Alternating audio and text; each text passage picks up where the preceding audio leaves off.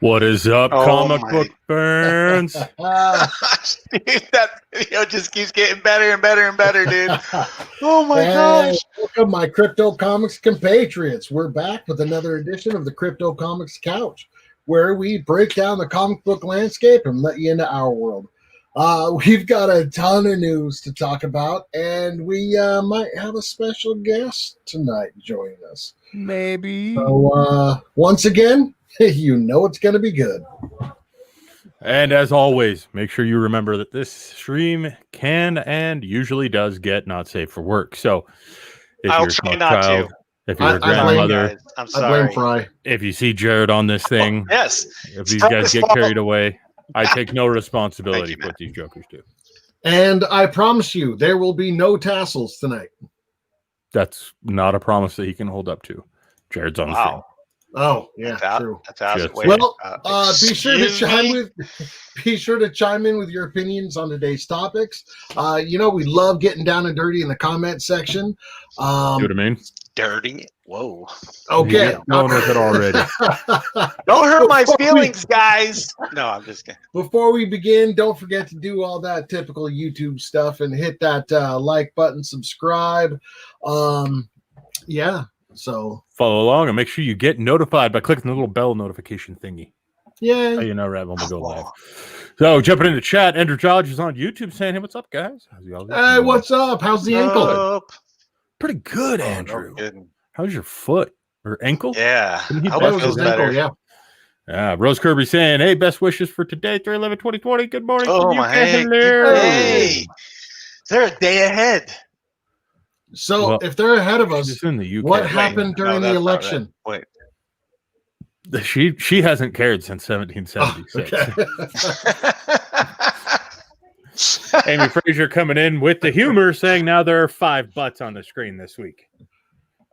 Thanks, Amy. Wait a minute. Wait a There. minute. There we go. Oh my God. Now we only got 3. Now we got 3. Now we got 3. Well, hey, at least we're doing our part, right? I feel like this is a uncomfortable close-up of all 3 of us. Yeah, at this dude. It's point. like, hey. Okay, there It's you a go. little weird. It's a little weird. I'm not gonna lie. Andrew comes back to say, "Well, if there's no tassels, at least we have an ash to look at as part of the background." I could change the background, y'all. I might need to. You might have to, man. This is really distracting. My face is between 2 ass cheeks. I mean, it's really quite nice, but I mean, How's- you know what I'm saying? how's It's that like make you feel? I'm like, This is the first What? and only time What? this will ever be, your face between 2 asses. I what? gotta say. What? Huh? What'd you guys say? Nothing. All right, we're changing that background. There we go. We're gonna go with one more Super Bowl What's for the this? week What's since this? it's the anniversary of the 10th Muse. Oh yeah. 20 years. Holy We got crap. the- Can you believe that? Dude, we're gonna That's have so incredible. much fun this week. Mhm. We're gonna have our special guest is our feature creator, Mr. Darren Davis, who goes by the name of Tidal Wave or Blue Wave, or I don't know. We're gonna ask him because Tidal Wave Productions. he's got like 67 different names. And here. he's got some of the best stories as to how he came up with his name. The name of that. Tidal Wave Productions, I believe, is the name that the 10th Muse was done under 20 years ago. Mm-hmm. So we're gonna have a lot of fun. Ask him about all these different name changes. Ask him about all these other books that he's been working on. We're gonna have a good time. So make sure you guys tune in on Friday while we go through the spotlight with him on that. Outside of that, There's also as going to be some always- friends of his attending, isn't there? they're supposed to be, yeah. And as always, because he's a feature creator, you can go to cryptocomics.com, check into your dashboard, and you're going to see him right there on the top. As well as when you scroll down, one of the first things you're going to see in the marketplace is the many, many books that this guy has made, which This Oh, guy yeah. is unbelievable amount. He's incredible. Oh Yeah, yeah. and there's- I want to say right now there's like 600 that we don't even have in the system yet that he's got ready to Mhm. go for us. Oh, So heck. I mean, it's pretty impressive. This guy's got What a god. serious Oh, amount of- Darren is so awesome. Thank you. And Thank I gotta you, say, Tidal the Wave. dude's got a Dolly Parton book, and I wanted to I make know, a custom dude. Dolly Parton That shirt, shirt. and I'm sorry. was I told thought wasn't that able was to. brilliant. I'm just, I thought that I was would have rocked it. brilliant. I would have rocked the hell out of it. Oh, you would have rocked it. I would have been so jealous. I would have been jelly over that one. I'm not But even that joking. being said, as viewers, you guys are going to have a chance all week long to win a new exclusive shirt for the 10th Muse. Ooh. It is right there on the screen. It is good looking. Hey, that looks a Yes. lot like our background. Bad, Sweet. dude. Yeah, it's a little different. The one on the Nicely background, she's wearing a done. mask. Social distancing style. Ooh, I see that. I yeah, see that. Yeah. New age, got a social distance, all that stuff. Mhm. Yeah. Mm-hmm. Yeah, see, that's clean CGI. You know what I mean? That's clean photo editing as compared to bad photo editing.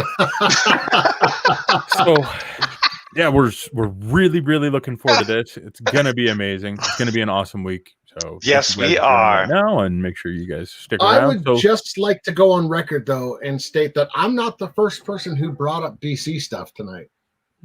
Oh, what's going on here? What's I happening? see how it is. With that, Yep. let's go right into the news. We've got a couple of new blogs to go over and recap. Mhm. So let's Ooh, just jump excellent. straight into it. We got the fundamentals of art, part 4, anatomy. Isn't that a And 9-part series? Yes.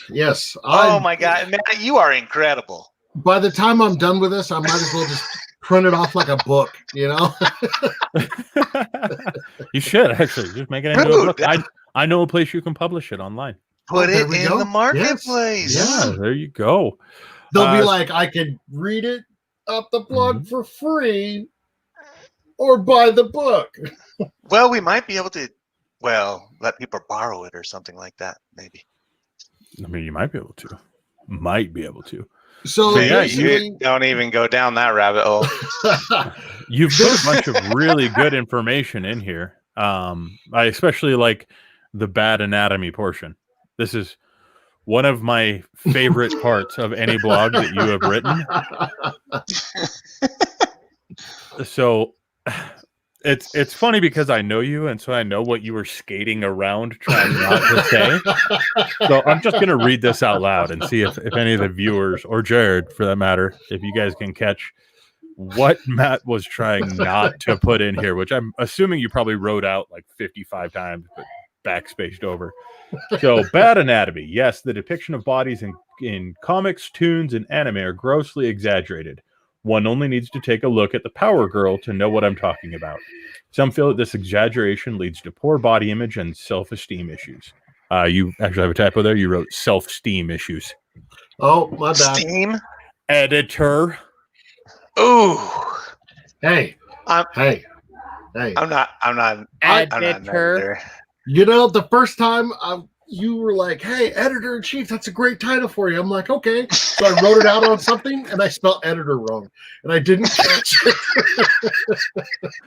Okay, that's the kind of shit we're not supposed to say on a stream, okay? God, I love you, Matt. Oh, you're awesome. Going back to the blog article, I've been seeing a strange trend lately where the opposite is now true. I'm seeing exaggerated body proportions, but to an unhealthy level. Many creators and artists are making obese characters. I love how you're like, this part might be okay, but don't make them obese. That's not okay. That's not what I was trying to say there. Oh, really? That's how it reads, homie. I'm just telling you. Chat, if you guys disagree with me, please feel free to jump in the chat and let us know if you agree with my sentiment, where it kind of sounds like he's like, the big butt are okay, but do not give them a beer belly. No, what they're No doing dead is bods they're in comics. taking like other people's art and correcting it by taking a obviously Japanese character, making him black, and it's like that doesn't fit. Or they're taking somebody and just like blowing him up. Yeah. I'm just saying that dad bods have a place in comics. Okay. Hey, you know what? Harvey Bullock, one of my favorite characters. I hear dad bods are like the most coveted bods there are. Yeah, I protect my 6-pack. Oh, I have a party keg. Party ball in front.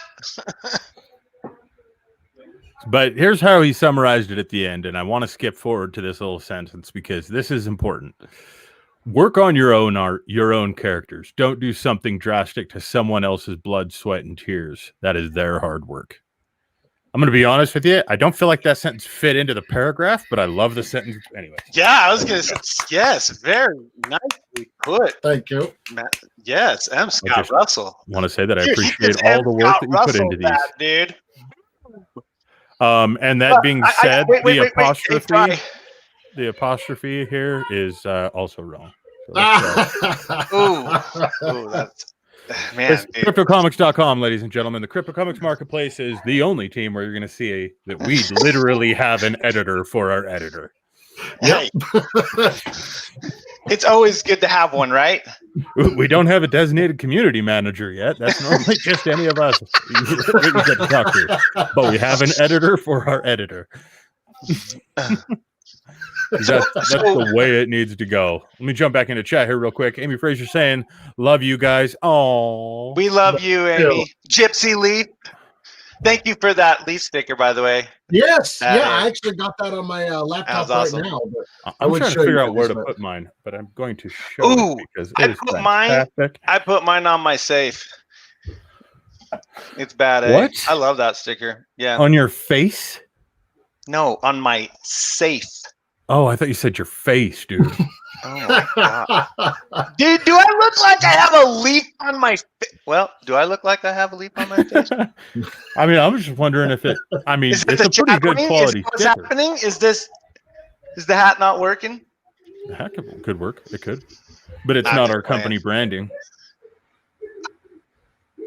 Just saying, I'm gonna let this. I don't have. No one sent me an awesome freaking embroidered hat like you guys got. It's not my fault. You guys are stingy. I have no idea what you're talking about. This is just my old Kango hat. You know, you kind of look like somebody that was supposed to be in The Departed but got kicked off set. Oh, dang. You do. You look like full out hooligan mode, but like they were just like, yeah, no, you're gonna make Leonardo DiCaprio look like shit. Get out of here, dude. You can look at how tight that beard is tonight. Leo. Damn, bro, look at that. It is looking. Yeah, that's looking pretty. That's Jared levels of beard tight. Pretty boss. Now Jared can do this in like 2 days, and just all of a sudden, like, oh, there we go. The craziest thing, guys. The craziest thing is like right here. I got strips of gray, so I've got these like little triangles now right here. It's craziest thing I ever saw. It's working. It is working. I don't know. I'll go like 9 months without shaving, and I kind of look like I've got a 5 o'clock shadow. You know what I mean? Wow, that's just where awesome, dude. Man, shaving all the time sucks. Yeah, I'm not bitching. I am not complaining. I would love that. Let's see. Andrew Dodge on YouTube says my ankle is surprisingly doing very well considering the amount of ligament damage that's happened. Yeah, it's pretty gnarly, dude. I ain't gonna lie. I saw the pictures on I think it was on Facebook, and really? It made me a little queasy. You know what I'm saying? Ooh. I was eating actually. Really? Like, and I had my phone in my hand, and I was like, "Oh, dude." Was it like bent real weird or something? So, who was that was on? That was Dan Cote. Yeah, he was on, and all of a sudden, Andrew Dodge gets on the chat, and he was like, "Hey, I just broke my ankle, but I'm on my way to the hospital." Yeah, but I'm just watching you on the way. I wanted to say like how much I appreciate Dan's heart. We're just like, dude, go to the damn hospital, man. Like that is a hardcore fan right there. Hell yeah. All right, Dominic Colby on Facebook says, Matt, technically you do have a Superman logo in the background. Doesn't that count as bringing up DC? Ooh, that is a great question. One is signed by Dan Jurgens with a certificate of authenticity. That don't mean you get out of the question. I mean, I don't know what you're talking about. Technically, you do have a DC always showing, so. But I didn't bring him up. It infuses into the subconscious. I didn't bring it up. I don't know, man. I don't know. I'm kind of torn. I'm not sure which way I'd go on this one. You'll go the way we tell you to. Which way is that? I didn't bring it up. Mm-hmm. Oh. All right. Leslie on Facebook says, hey, guys. Hey, Leslie. Thank you for joining us. Sandra Hunt on Facebook says, hey, sexy nerd, you know, have a sexy voice. all the time. Haha, you know who you are. Mm-hmm. I'm going to say it's me. I'm going to say it's probably not me because I do not have a sexy voice. No matter how hard I tried. do you try often? Do you record yourself? There's where you try to be Don Juan, man. You're like, Are you like Siri? No, I tried to talk to my wife with that whole Barry White, voice. And how you doing? She just laughed at me, and I cried. And oh, really? Yeah, that hurts. Yeah. Well, on that note, we're gonna go ahead and gas them up a little bit. Let's see. JD Smith, Didge Artist says, "What is getting out of hand? Everything." That's kind of how this stream. We are always out of hand. We have pretty much given up the idea. It's ever not going to be. I mean, it seems to be more fun that way for everybody. Yep. Leslie says, "I feel bad for him. I just had an ankle reconstruction due to torn ligaments and tendons." Well, from the looks of the pictures I saw, Andrew Dodge is probably going to need that same thing. However, thankfully, none of the three of us are medical experts. We just like comic books. You know, I do have ibuprofen and a saw. We could take care of it right now. We just said we're not medical experts, Matt. You don't start offering saws and we can do it. Come on over. We'll take the payment. You got gauze? You got any gauze? We'll take care of it. You got any gauze? Are you going to offer up some gauze? Band-Aid. You got duct tape. Can you guys imagine how many Kickstarters we could back with medical billing money? Oh, yeah. Dude. That's what I'm talking about. Can we take some of that profit and maybe reinvest it in like something a little bit like a Kickstarter or something, maybe? Sure. Okay. Right. Yeah, you can take your share and reinvest it into whatever you want. I said we do a Kickstarter of cardboard cutouts of Jared just making random faces with different beards. Dude, I'm telling you guys, I think this would sell. Hey, man, I mean, I'm listening. I know that I couldn't live without the 10-piece collection of Jared life-size cardboard cutouts and faces. You couldn't. You would buy it. I know you would. You'd be like, yes, I would. 10. Oh, I would. We should do a full dozen. I would only send you 9. We should do a dozen. And then I'd keep the 10th and only make one of the 10th. And then I would sell the 10th 20 years later to you for a lot of money. Ooh. Yep. We got Jared thinking as a collector now. Can you see? Yep. Boom. Let's see. Stephanie on Facebook says subliminally bringing up DC. See? Up, everybody. See? Yeah, I got back up in the crowd. And then says definitely Andrew. Told you guys. Oh. I got that white Barry White thing going on, I guess. Rose Kirby says, I would like to know if you got a schedule of CouchCon on Ice. A video, I can't see the writing anymore. It's 4 weeks this Friday. Yep, so it is coming up. We are just waiting to hear back on the scheduling now. We personally, I can tell you, we have a lot of really badass panels lined up with some really, really badass creators. Dude, I can't wait. Yeah, those are gonna be so sick. We've got well, I mean, not just us, but all of CouchCon's got ridiculous panels, live commission work. I mean, anything and everything. As far as a full announcement with the schedule and everything, we're waiting to get that schedule from the guys that are actually running CouchCon. I know. Aren't they going to be like trophies? Yep. There's going to be trophies. There's going to be a gaming tournament for Warzone, a gaming tournament for Skirmish, a cosplay contest, which is going to be really cool because you can either cosplay or do a coloring sheet that we're going to supply, which is going to be pretty rad. And we'll be putting out details of this week for that. Yeah, we've got I got some contestants. Or original art is going to be a part of the cosplay contest as well. So you could do like a piece of your vision of a cosplay just in art and submit that as a but you're going to have to do your own version of Bob. And for everybody that's not fully aware, Bob is the astronaut that you see all over our marketing. And what we're going to do for the cosplay contest is basically you will draw or photo manipulate or make a video or whatever you can think of Bob in cosplay of some form. So I think it's going to be a hell of a lot of fun. That is so cool. And we get to judge it. It's going to be us and the team behind Vivid all get together to judge all these, which is going to be so much fun. That's going to be so killer. Yeah. That's going to be so, and it could be any kind of bob. So like a zombie bob, anything, or oh man, this is going to be anthropomorphic, Western bob. Western bob would be cool. A surfing bob. Yeah. Oh, that's so cool. There's some pretty cool ones that I've seen already being worked on. I think it's going to be fun. And I believe that we're going to do like a kids version of that as well. Isn't that right, Matt? Oh, you guys are nuts. Yeah, so we're gonna do one for the kids as well. That'll be that's awesome. You know, more fairly judged. You know, for them, and you know, coloring pages, or if they want to do sketches or cosplay themselves or do whatever. So yeah, since it's that'll be awesome. Right after Halloween, y'all can get down to Spirit and probably buy yourself an astronaut outfit for pretty cheap right now. Yeah, dude, so you can do some cool stuff with that. 70, 80, 90% off. I mean, they're going into hibernation now for a year. Stephanie on Facebook. Speaking of a year, the 12-month female cosplay calendar of Jared. When I read that, and she might have meant this differently because there's no commas in there. Commas are important, people.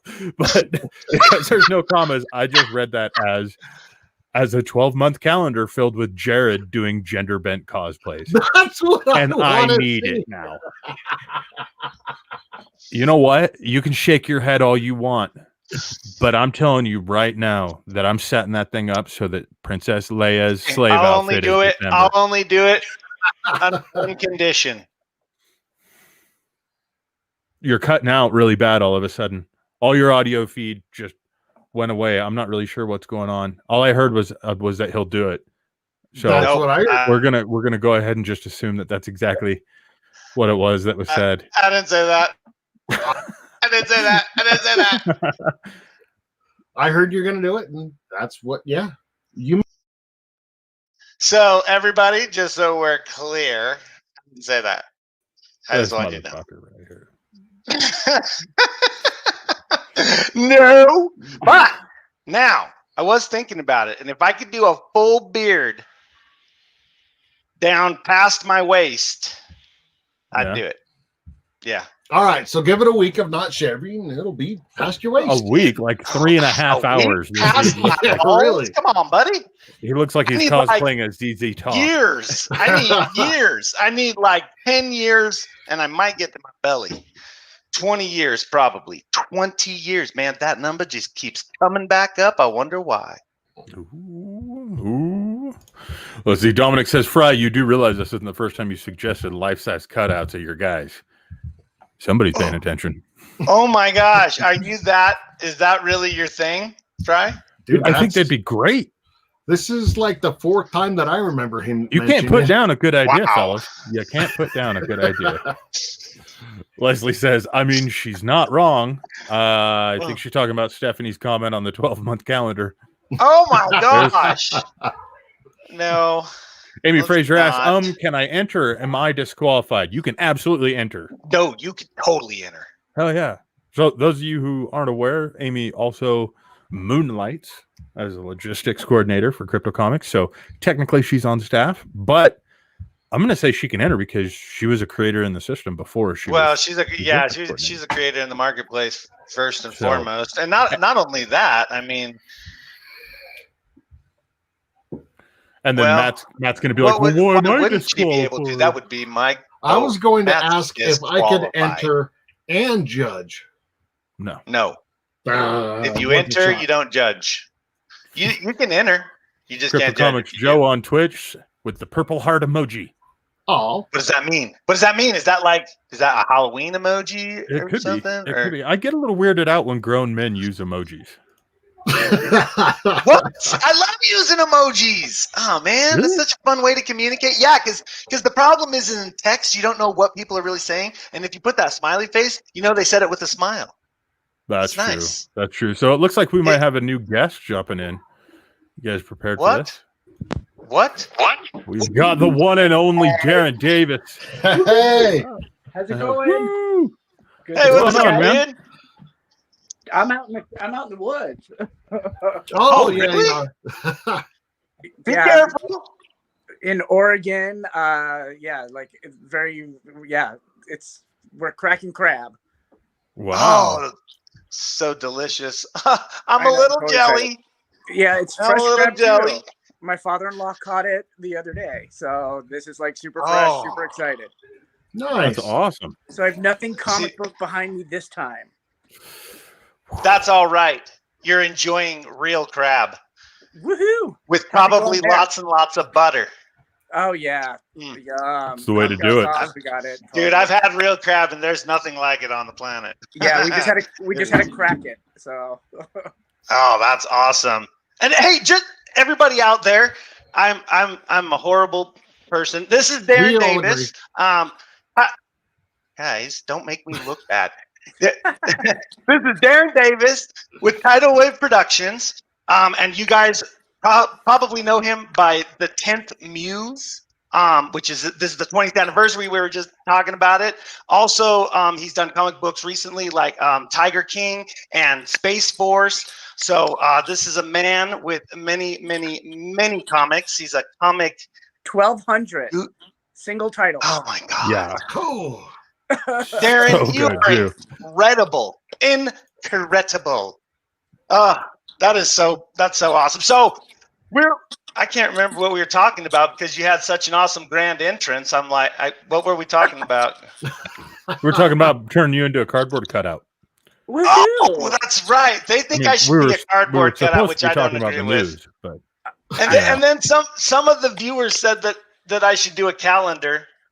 That came up. I don't like that idea unless I can have a 12 full month. beard. What? Your wife can then use the cardboard cutout. There's so many good uses. To do it. I will never let that cardboard in my house again. It's not going to happen. Not on my watch. we gotta find out how much those cost now and get one made for his wife just to really. Do not send it to my house. I will make sure that I'm gonna watch for FedEx. Christmas is coming. Yes. Winter is coming. Oh my gosh. So let's not send the cardboard because it can't handle the weather. Interesting. What? So we just have What the hell? Oh, we lost it again, people. Sorry. I know. Fry has zero control over everything that's going on here. Oh, jeez. I love how we start the show and Fry always believes he has the illusion of control. He's like, yeah, we're going to start. It's going to be a smooth He has show. a little bit of control. Never. It's just the illusion for about 30 I'm sorry, seconds. Fry. It happens. Andrew Dodge on YouTube says, "Welcome, Darren." appreciate it. Thanks. Oh, were you able to catch our video at the top of the stream, Darren? No, I'm know like you're literally busy. like I'm lucky I have self-service. Oh, That wow. makes sense. Ah, I'm cracking crab. But I will Dude, go back and watch. Yes.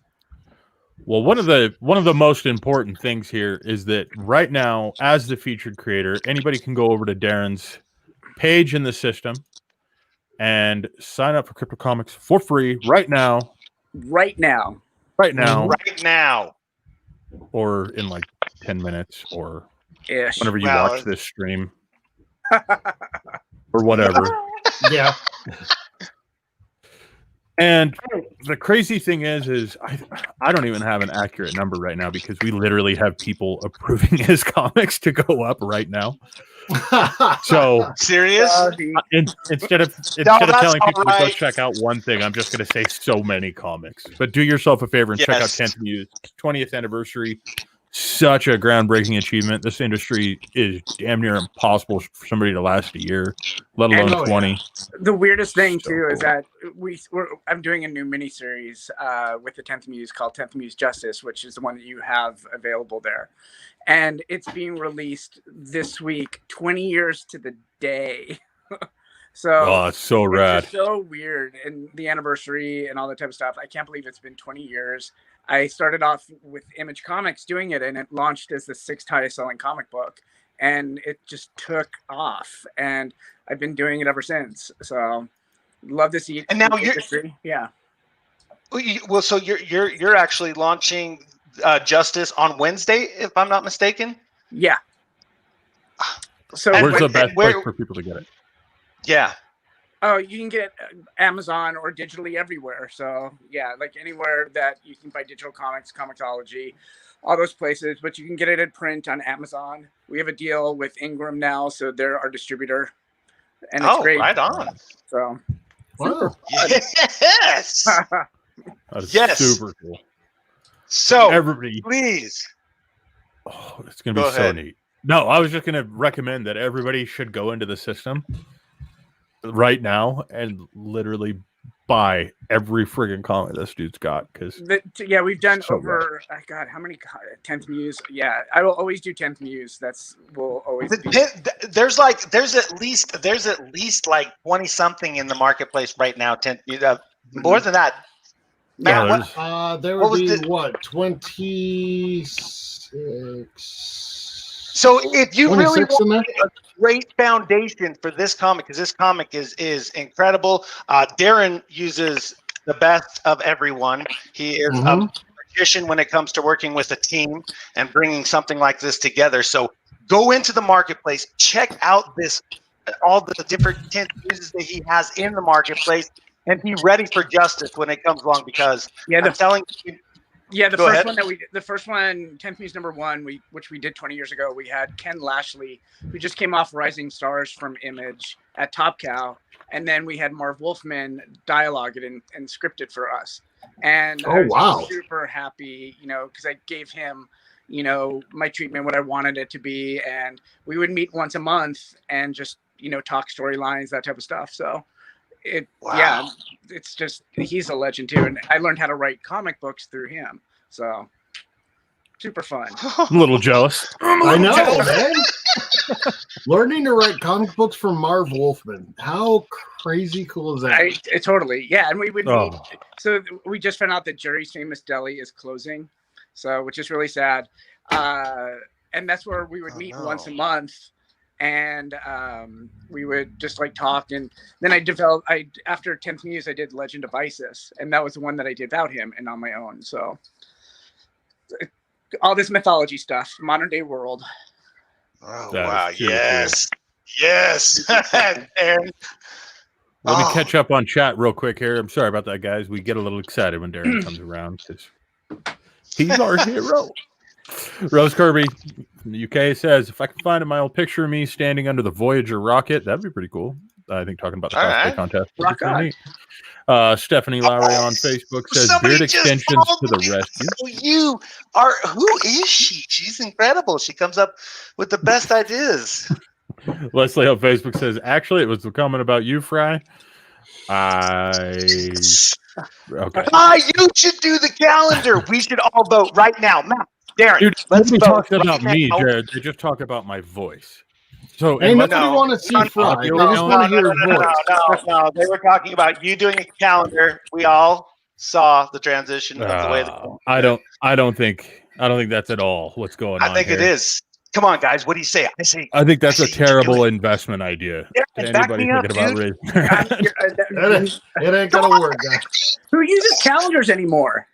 See, Darren's got it. Great point. Dang it.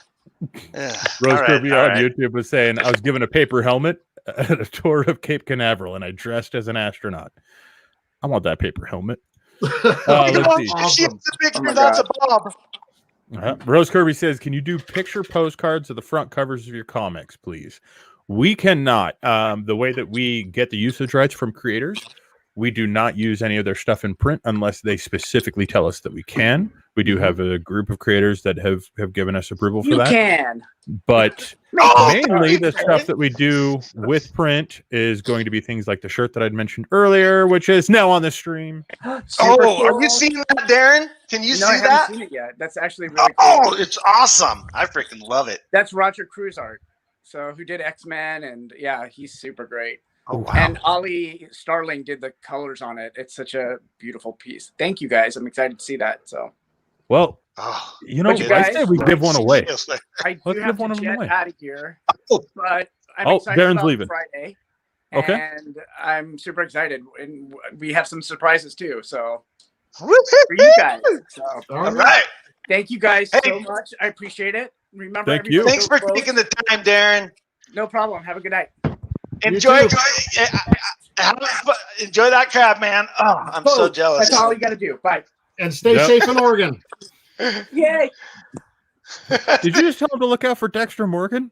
I said stay Oh, safe, stay in safe in Oregon. Oregon. Oh my lord! Come on, Dexter Morgan. Have you seen the last episode of Dexter? Dude, they're That's why making I a thought movie. I thought No. that's why you just said that. I was like, what the hell? Hey, we probably should have warned him about the cougars in that area. If he doesn't get a free lunch at least out of it, then it's not worth it. A lot of cougars. So I'll tell you what, we're gonna do a shirt giveaway. And What? let's do a bit of trivia for the people that have just been here. You know, you all need this shirt. You do. We're gonna do this. We're going to give away something to everyone. However, we're going to give the shirt to one winner. So to everyone, if you check in chat right now, we just posted up a new badge key. If you guys are familiar with how this works, or if you're not, you can go to cryptocomics.com, log into your account. It's free to get an account. If you need to get one still, there's a URL on your screen, cryptocomics.com/u/Tidal Wave. Tidal Wave is Darren Davis, who just left us. And if you go onto your dashboard, you are going to see an entry field right here where you can type in 10th Muse and unlock the 10th Muse badge. So that's the giveaway for everyone. About to do it. Hold on. I love getting my badge. And the first person in chat that can properly tell me the first name or the name that pops up for that badge that I just showed on stream. And the only way you're going to see it again is if you unlock that badge yourself. But if you can tell me the name of that badge and you're the first person that pops up in chat, you are going to win a 10th Muse t-shirt. I almost said it, dude. I almost said it. You. Well, looks like there's a ton of people on this on chat right now. We got Troy Van Buskirk. What's up, Troy? He is a phenomenal artist that I've been trying to get into the system for years. Oh, Troy, you better sign up. You better sign up because Jared's got to smell for blood. Now Jared's going to be hitting you up. Call me, dude. Let's see here. Artist. Oh man, I didn't even notice that. Sorry, Zolak jumped on and says, "Hello, everyone. What's up, man? What's up, Zolak? What? I got it." Zolak says, "Calendar. We have them on our phones, my bro. We could always do an app for that. That's fine. What? You guys can always use TCT comic stuff. We love you guys. Oh, thank you. Appreciate that, man. We definitely do. I got some bad A badges, dude. Rose Kirby says, I meant for Darren if he could do picture postcards. I am sorry that I didn't see that comment before he dropped off, Rose, but he will be back on Friday when we do our creator spotlight with him to celebrate the 20th anniversary of 10th Muse. So if you can jump back on and remind us that question, we'll be sure to ask him for you. Or you can ask him right there on stream, I guess is the best way. So the first comment came through. Dominic Colby on Facebook, Tidal Wave Surfing. That is Dominic owns it. That is correct. So, Dominic, I actually don't need any of your information because I've already got it from you winning before previously. So let me jump in there really quick. Before. Yeah, he's one because he freaking pays attention, man. He was calling both of you out, man. He was like, "Hey, boom, Matt, bam!" He was like. In fact, if I'm not mistaken, Dominic actually just barely had another win that he had done actually just got shipped out. Oh, nice. No kidding. If I remember correctly. Leslie had issues. She got bug magneted. So there we go. Very nice, man. I've got you on the list now, Dominic, so we'll make sure we get that ordered up for you and get it sent out. Everybody else, if you didn't win, I apologize that.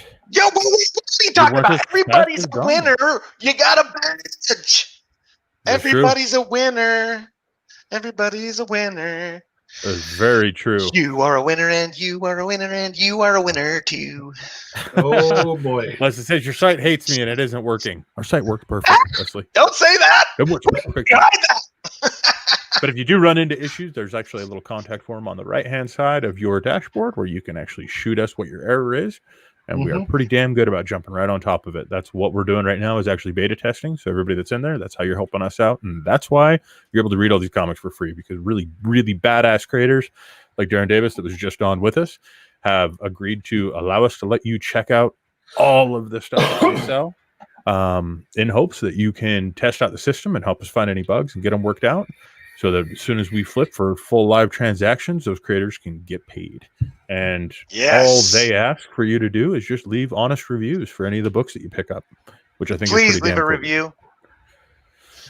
Let's see, Andrew Dodge, Tidal Wave Surfing. Sorry. Stephanie says same. I feel like you guys just aren't trying. Come on. Oh. Get with it. I mean, Zolik on Facebook says, I don't know. I felt like I had first. Maybe my stream is slow. You might have had first, but we go off of when it comes through to us, just because that's the only fair way we can do it. Sorry, man. Yeah. And plus, you're a creator, dude. All right? Like, he needs it even more, dude. They're starving, bro. You know. Hello. We got other people still jumping on saying Tidal Wave Surfing, so you guys didn't win that shirt, but there's going to be more coming this week. Jason says, hey, guys. Isn't YouTube like really slow on the chat? YouTube is actually, it's YouTube got, is really it was a slow. 30-second delay. Okay, so we might have to do something else for YouTube Something a little later. Specific for YouTube. I think we had to do that before, so yeah, we can do that again. Let's see. Zog says, join CryptoComics.com. Do it. Yes. And while you guys are at it, you got to check out TCT stuff out there and check out their store. Support these creators, man. They are awesome. Awesome. Yes. Yes, yes, yes. I support it. I'm supporting. Yes. And with respect That's to what the you're fact looking that for. the commercial guru himself is in chat, let's go ahead and play another one of our commercials. This is the one that we just made for Tidal Wave. Yes.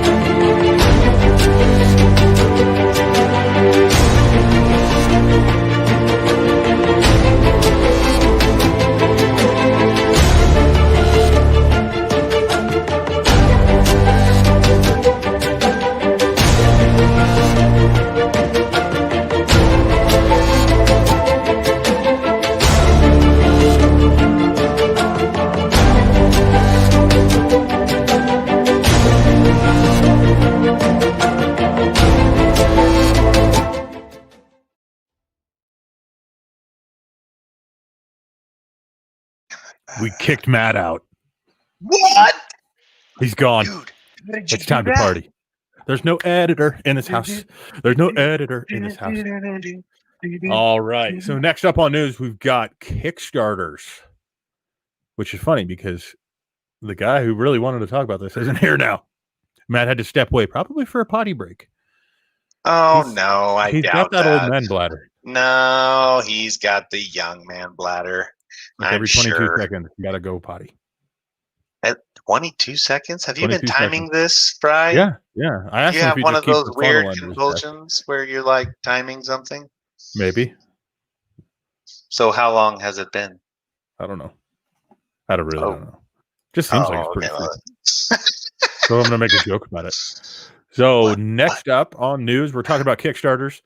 And what we're going to start doing is on Mondays, we're going to start bringing up all the different Kickstarters that some of the creators inside of the system are doing. Friends, family, others that we're just looking forward to, things like that. Probably start doing like unboxings, maybe, if that's something that people want to see. I don't know. Say now, Chat- what? What's chat this? can What's let us know. what's an unboxing? An What's unboxing is what? where any of the Kickstarters that we personally back, when we get all their stuff, we just unbox it right here live on stream and show it off. Dude, that's a great idea. Could be fun. I love that. I Yeah, love we're that. thinking Hell about yeah, doing dude. it. We've got some cool stuff lately, and we're just like, we want to brag that we got it. I know, man. I love it when you guys show me all your cool shit. Yeah. So we're thinking about making that You into a and thing. I have like the coolest shit. You guys have so much Trust you. cool stuff. I'm like, oh my gosh. Yeah, we're nerds. We're nerds. Yeah. We are nerds. Zolik says, "Badass, awesome." Woo! Great job. Woo! That's He says, "Why Nomad is gone?" Oh, I that know. poor turkey tits had to I use the know. potty. Dominic oh, on Facebook says, "Unboxing sounds awesome. I think it could be a lot of fun." dude, it would. I think it would be fun. I think it would be fun. Plus, not to mention, it would be a good way to kind of show people what to expect and what to get with Kickstarters and stuff like that. Yeah. Helping creators and fans alike. You know, I think that's a really good idea. Jason And on I've Facebook seen says, some people "Crypto Comics talk. kicks ass." Thank you, Jason. I'm going to use that as a testimony. Hey, only. thank It you. does. You We picked do. that. Thank you. That is back. We do Hey. kick ass. Hey, I'm back. Hey, welcome back from the potty. Did you wash your hands? Of course I did. Whoa. Gross. Oh, dude. Don't you have any wipes or something? Stephanie, Facebook says, "Jared, do you have kids? All they watch is other kids opening toys." Yeah. Yeah, That's that's true. true. I think we should. Let's do it, Matt. Let's start doing unboxings of anything we get from Kickstarter. Yes. We'll Totally. start doing Guys, it live on please. stream. I love it Should when I you show guys what show I me your just got cool today? stuff. Yeah, show what you just got today. Oh, hell yeah. So, Temerity, signed by. Okay, wait. Chad Can Harden. you bring that closer to the camera? Thank you. Little up, little up, little up, little up, little up. Over to the left a little bit. Left. No, the other. Yeah, that way. A little bit more. A little bit more. I'm just kidding. That looks awesome. Oh man. Okay, Andrew Dodge on YouTube says, "In the feed in Crypto Comics Marketplace, JOZF got the award first. He doesn't get to What you win. got? He- Wait. that's the dude that's buying That's these shirts it? anyway. Either way, Wait, he's is that paying all you for it. got, Matt, or what? no, there was Oh, come on, man! Don't take his thunder. also the Art of Chad Harden, the hardcover, volume 3. So, dude. yeah. Wow. Art of Chad So Harden, now, also are these- books that are available in the system. Sorry, Go ahead. I was just wondering, are these the type of ones that you'll like seal up and bury Oh, yeah. And, This- and never see the light Barry. of day? This wasn't from Oh, Kickstarter, he but finally it was- got it. it was sent from one of the creators. Hey, Yeah. Don't you guys actually have one as well? Oh What? yeah. There you go. how you doing? Where's yours, Very Fry? much. Mine's sitting up on the shelf behind me. Right. Oh, okay, he I see can't. it, yeah. He does. His whip doesn't like to hang out with him. Let me see how it is. Whip's upset at me right now. Geez. Let's see here. Andrew Dodge says November 2nd, Jeff Andrew achievement. Yep. Oh, he's saying that in the feed. I see. So in the feed on cryptocomics.com is where he's getting that information. Okay. Rose Kirby says YouTube is slow and the volume is very low at the moment. What about doing part of the intro in memory of Sean Connery, who died on Saturday? You know, I'm going to be honest with you. I celebrate Sean Connery every day because, because I was with Jared's mother. I love that. I love Sean Connery. He's so great. I'm sorry, dude. She's a sweet lady, but I know. Have you never seen that? On. The Sean Connery Saturday Night Live stuff where he's on Jeopardy and every answer is "It's your mother, Trebek." It's so great. I love Sean Connery. He's amazing. I'm Sean. Let's see. Stephanie says all the kids will watch your channel. Well, there's a mark against us doing unboxings. Because no, they shouldn't. Don't let kids watch our channel. Yeah. Unless they have a job. Even then, they can watch our channel. Please watch our channel. we try to be safe, but it doesn't work. We do. We try. All right. Zolk says, all right, I Crypto failed Comics a must lot. retire for the night. I got to be up at 2 a.m. Thank you, Jared, Fran, Matt. Thank you for stopping by, Zolk. Appreciate it, man. Very much. Thank And everybody you. go check out TCT and let them know what you think about their books, man. They're pretty sweet. Oh yeah. 25 years they've been in business, man. Pretty impressive. Dominic That's Kobe on crazy. Facebook says, Matt, does that mean my stuff from Hellbringers Kickstarter should be coming soon? So here's one thing I want to take a moment to clarify, because we've actually gotten a lot of messages from different Kickstarters that we help promote and back. We do not do anything with the Kickstarters. All we do is we use our platform and our audience to try to help those creators reach more people. So if you did back the Hellbringers Kickstarter, thank you. That was very cool of you. They're awesome guys. You're going to love what you get. I'm sure of it. That being said, we don't handle the logistics for those.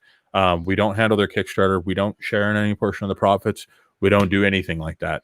The only thing we get from that is if we buy into that Kickstarter as well. So exactly. And then you guys would get your boxes. Yeah. So every Kickstarter is different on their fulfillment. Everybody that you go through. Don't most is Kickstarters different. have some kind of customer service aspect? I'm sure. Yep. Yeah. If you shoot a message, I believe that it's I believe that the Hellbringers Volume 1 was actually Chad Harden's account that's under. So you'll actually talk to Chad's people, which are awesome about getting people, your stuff in a very timely manner. Keep in mind though that most Kickstarters, it's about 4 to 5 weeks for fulfillment on those. At least personally, that's what I've gotten. Dude, I just heard somebody getting fulfilled in like a year. Yeah, some people do. I mean, there's a couple that I've been waiting 7 or 8 months on. So yeah, actually, the last Kickstarter I chipped in on, I only got like half my stuff. I was a little bummed about that. Ooh, yeah, that's not good. No, and they definitely need to make sure that they always take care of their side on the Kickstarter, because people giving them money is a big thing, and you don't want to ever break that trust. Yeah.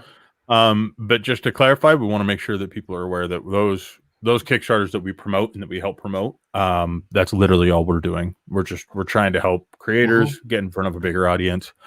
Seems to have worked out really well for us in the past.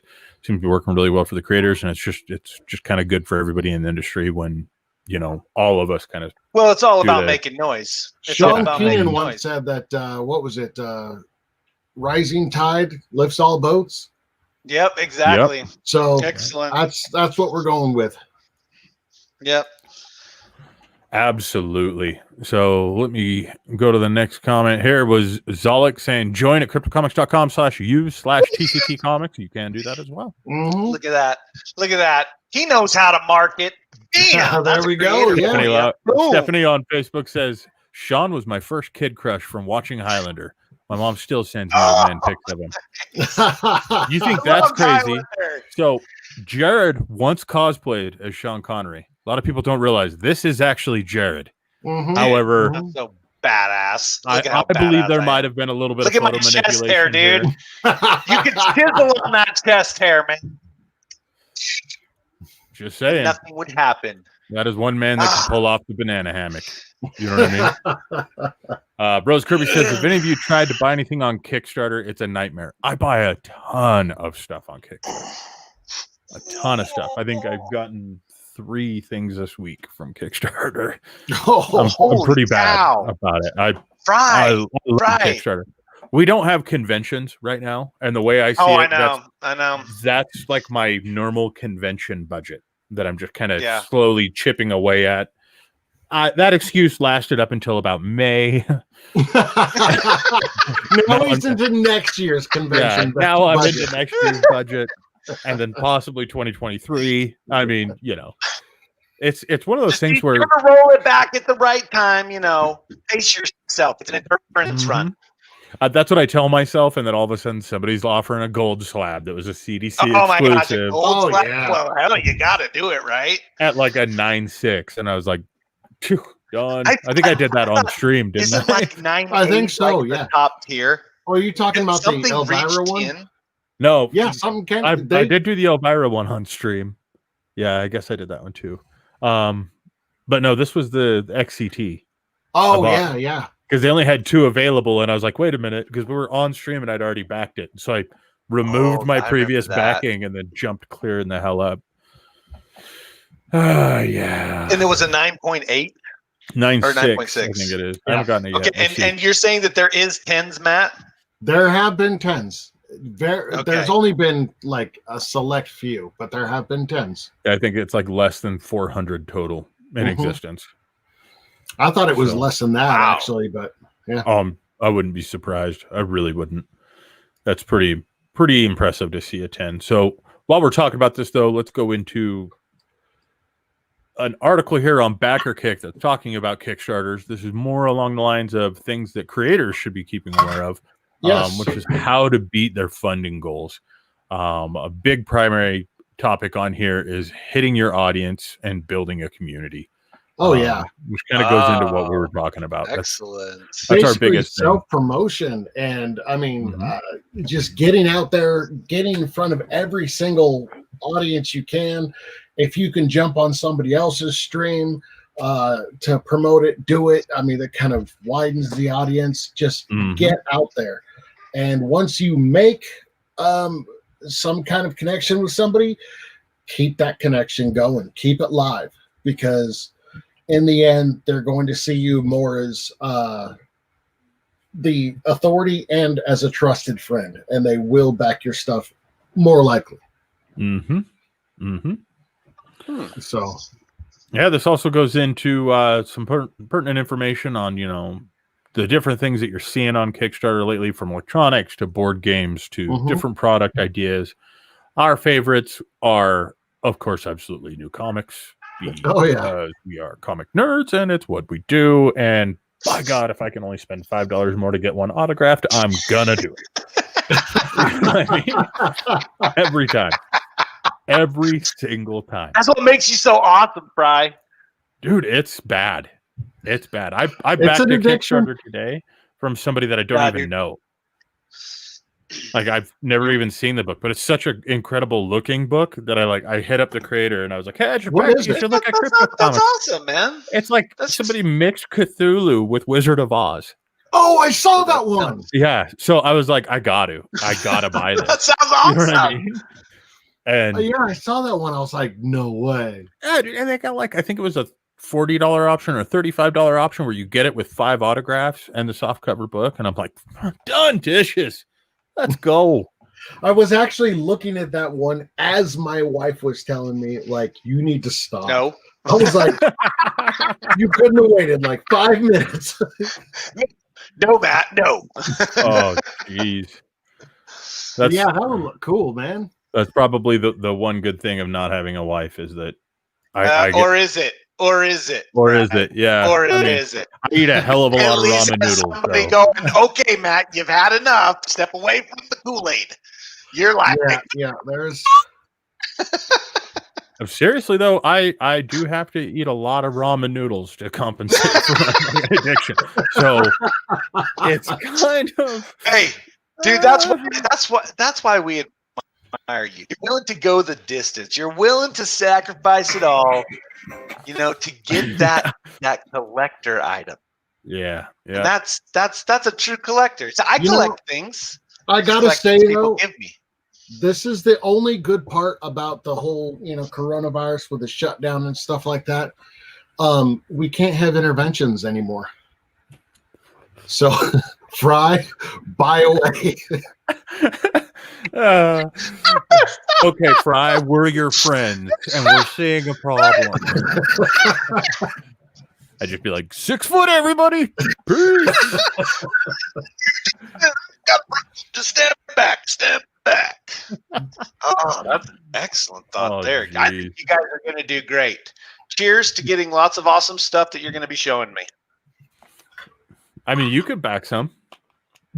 Oh, I'm going to. I was in the middle of drinking that Okay, week. dude. Do you want us to shoot a message to your wife and ask?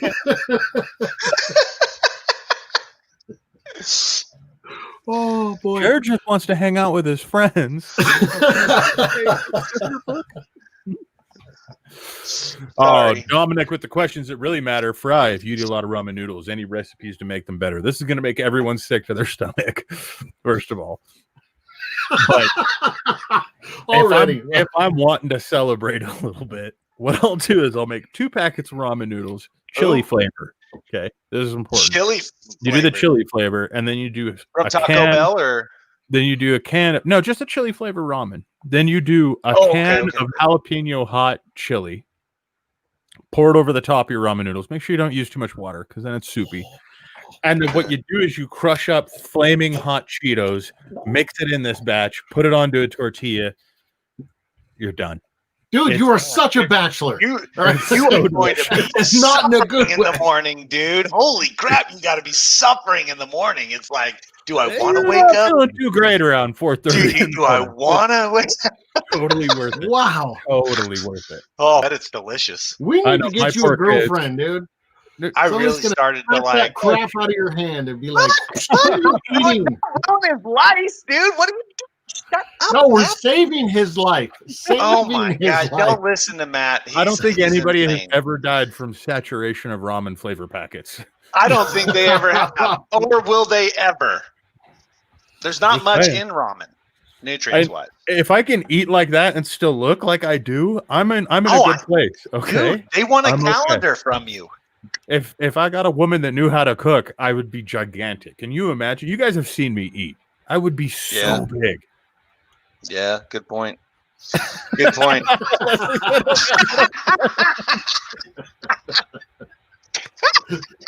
That killed it for him, bro. Nice going.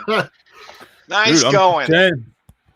Dude, okay, why Leslie, would you eat that crap? You have like that, what is it, Black Hawk barbecue, like right down the road from you. I know, I showed you that place. Oh, I know. Barbecue?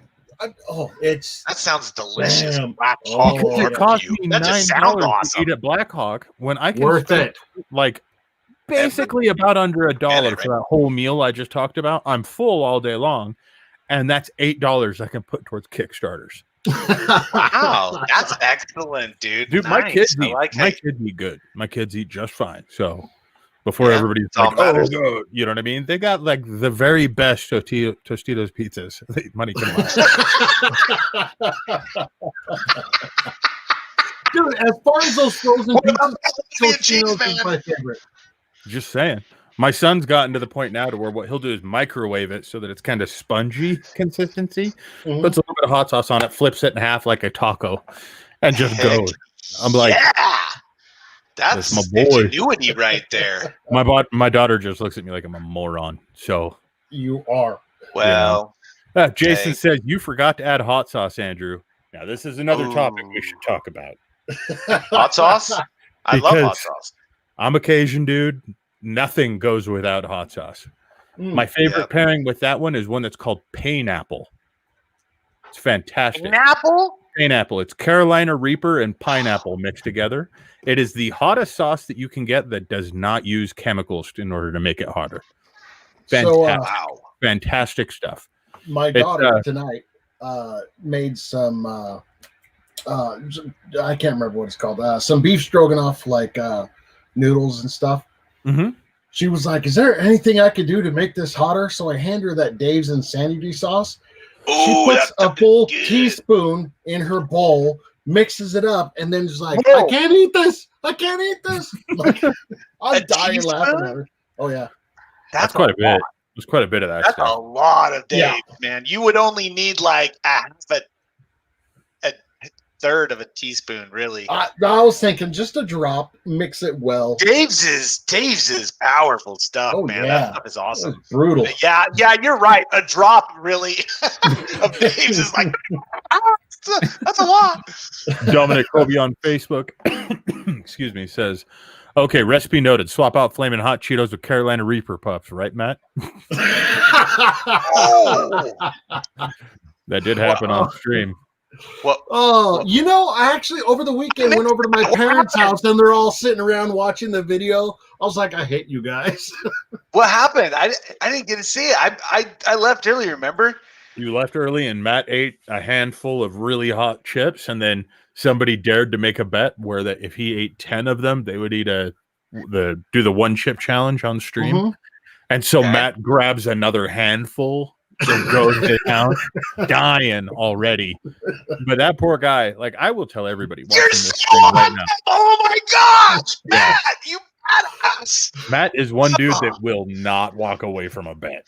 Dude, Hey, I 50 bet macho and- points right there. Boom. That's awesome. I don't know if that's Oh. macho points or stupidity points, honestly. Well, I mean, If it's hot chips, I'm saying man points. Oh, But yeah. if it's at a Yeah. bar for cosplay karaoke, I'm saying it might be measured a different way. That's oh also happening. really? It's not macho points? He doesn't get macho points for his karaoke performances? He and Dwight went to town singing Afro Man. 45 by Afro Man. Yeah. Yep. Oh, you guys are so awesome. And Dwight not only knew every word, but Of as course. Matt started rapping, Dwight started dancing. And it was one of miming the greatest things I've ever seen. Everything. Let's see. Jason says, make mac and cheese and add Wolf Creek chili. That is also very good. That is I've done very, that very sounds good. Use that. Not You take, Wolf Creek chili, but I've had the Wolf Creek chili, Mhm. just not with the mac and cheese. Mhm. If I'm gonna mix it with mac and cheese, I get the cheap shit. So Yeah, that's good. You got to step up your game to Velveeta shells and cheese when the ladies come over. Oh, And see, so- the meat- yeah, you do. Jesus, so Yeah, a delicious. little bit of jalapenos in those. Oh, Oh. yeah. that's good. Raw jalapeno every or female peppered watching this stream jalapeno? right now is going, Either. what? What did they Well, just say?" either. I mean, there's a distinct taste difference between the two. Yeah. Mhm. It It was was bad. Baz. What's Baz? I don't know. Don't know Oh, what I that hate- is. Well, You we're just running showed late on the something news. on our so stream Oh, that yeah. you don't know we what it keep running means. through. We Guys, talked we're about at an Kickstarter hour. a We little haven't bit, even so we're started the gonna- news yet. Yeah, let's save the rest of the Kickstarter articles for a better time where we can spend more time talking about them because we Wow. are running long. Oh, So yeah. jumping straight over to the Nice. news, I asked Matt to give me 1 week without 63 different damn flash stories in the news, which is why In at the all top of the hour- fairness, with the whole multiverse, there were only 52. Okay? Dude, why are you tripping over 52, man? He didn't hit the 53 mark. You should be happy. Exactly. it could. So there So- are no DC articles, with the exception of one. In today's news topic. Except for one. This You is just why can't help everybody yourself, should can vote. you, Matt? Ooh. This is exactly why everybody should vote. So, jumping into the first news article, Teenage Mutant Ninja Turtles: The Last Ronin reveals the fate of a major Ninja Turtles ally. I am not going to scroll down because there are spoilers in this article. As to who Jerks. the turtle is and the If you haven't read this book, though, this It is looks like Leonardo. dude, Yep. shut up. Oh, wait, I might be wrong because now Shut- I'm starting to look around Shut and your I'm mouth. thinking Jared, Raphael, but Hey, hold no, on. you know Wait, what, Michael? and- Problem solved. Yep. Okay. So Yeah. spoiler free on this one because we can mute Yep. Jared. So, yeah, if you guys haven't picked up this book, go down to your local This- comic book shop, grab Oh it. yeah. It's pretty damn good. This is going to It be was one of my epic. I mean, it's been a long time since I read a Ninja Turtles comic and thought like, this is epic storytelling. Oh, it's great. I think it's right up there. I'll be honest with you. I got the same vibe reading this book as what I got when I very, very first read Dark Knight.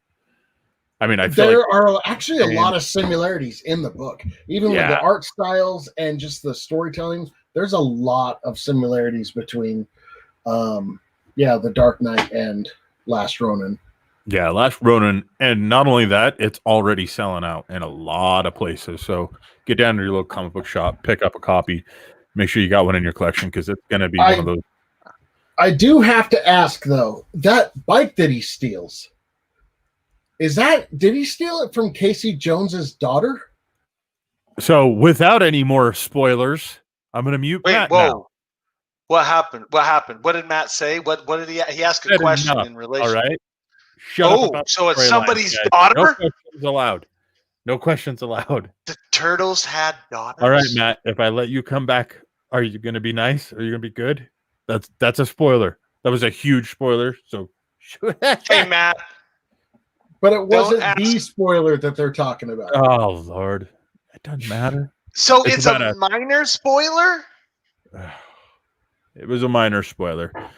Going on to the next You article. acted like it was the end of the world. I was freaking out, man.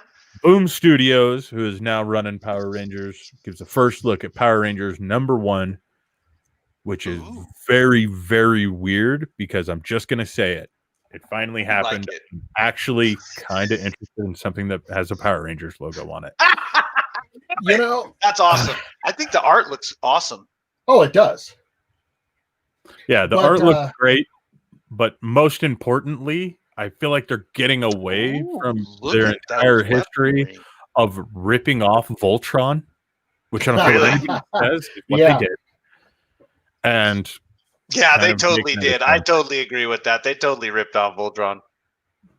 I was like, So- one time I was seeing Power Rangers, and all of a sudden they were driving these big, huge vehicles. I was like, oh wow, that's crazy, in passing. And then all of a sudden they would like form huge freaking things. I'm like, man, that looks just like Voltron when I was a kid.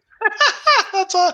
Yep. I never Did really you, thought about it. like a while ago, or probably about a half a dozen years or so ago, on YouTube, there was this thing going around where, like the studio created like a kind of like a 5-minute clip of possible Power Rangers movie to show like what they can do with the property. Did you ever watch that? No. It was actually, dude, it was like gritty and dark and like I remember it was Power the Pink- Rangers? yeah, it was from the Pink Rangers like point of view. She's running, and like all the other Rangers are running in front of her, and like they're getting shot and like blown up and stuff, and it was nuts. I was like, this could get interesting. Like, I mean, it was like 300 level bloody. Wow, that's pretty bloody. Yeah. The Pink Power Ranger was Rangers. played by the blonde girl from Battlestar This gives me Galactica. hope.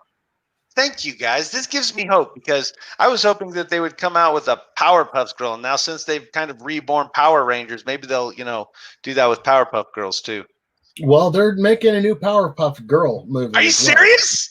Dude, you would be surprised if you watch the Monday show. We talk about this Oh kind my of stuff. heck, man! I watch it sometimes when I can.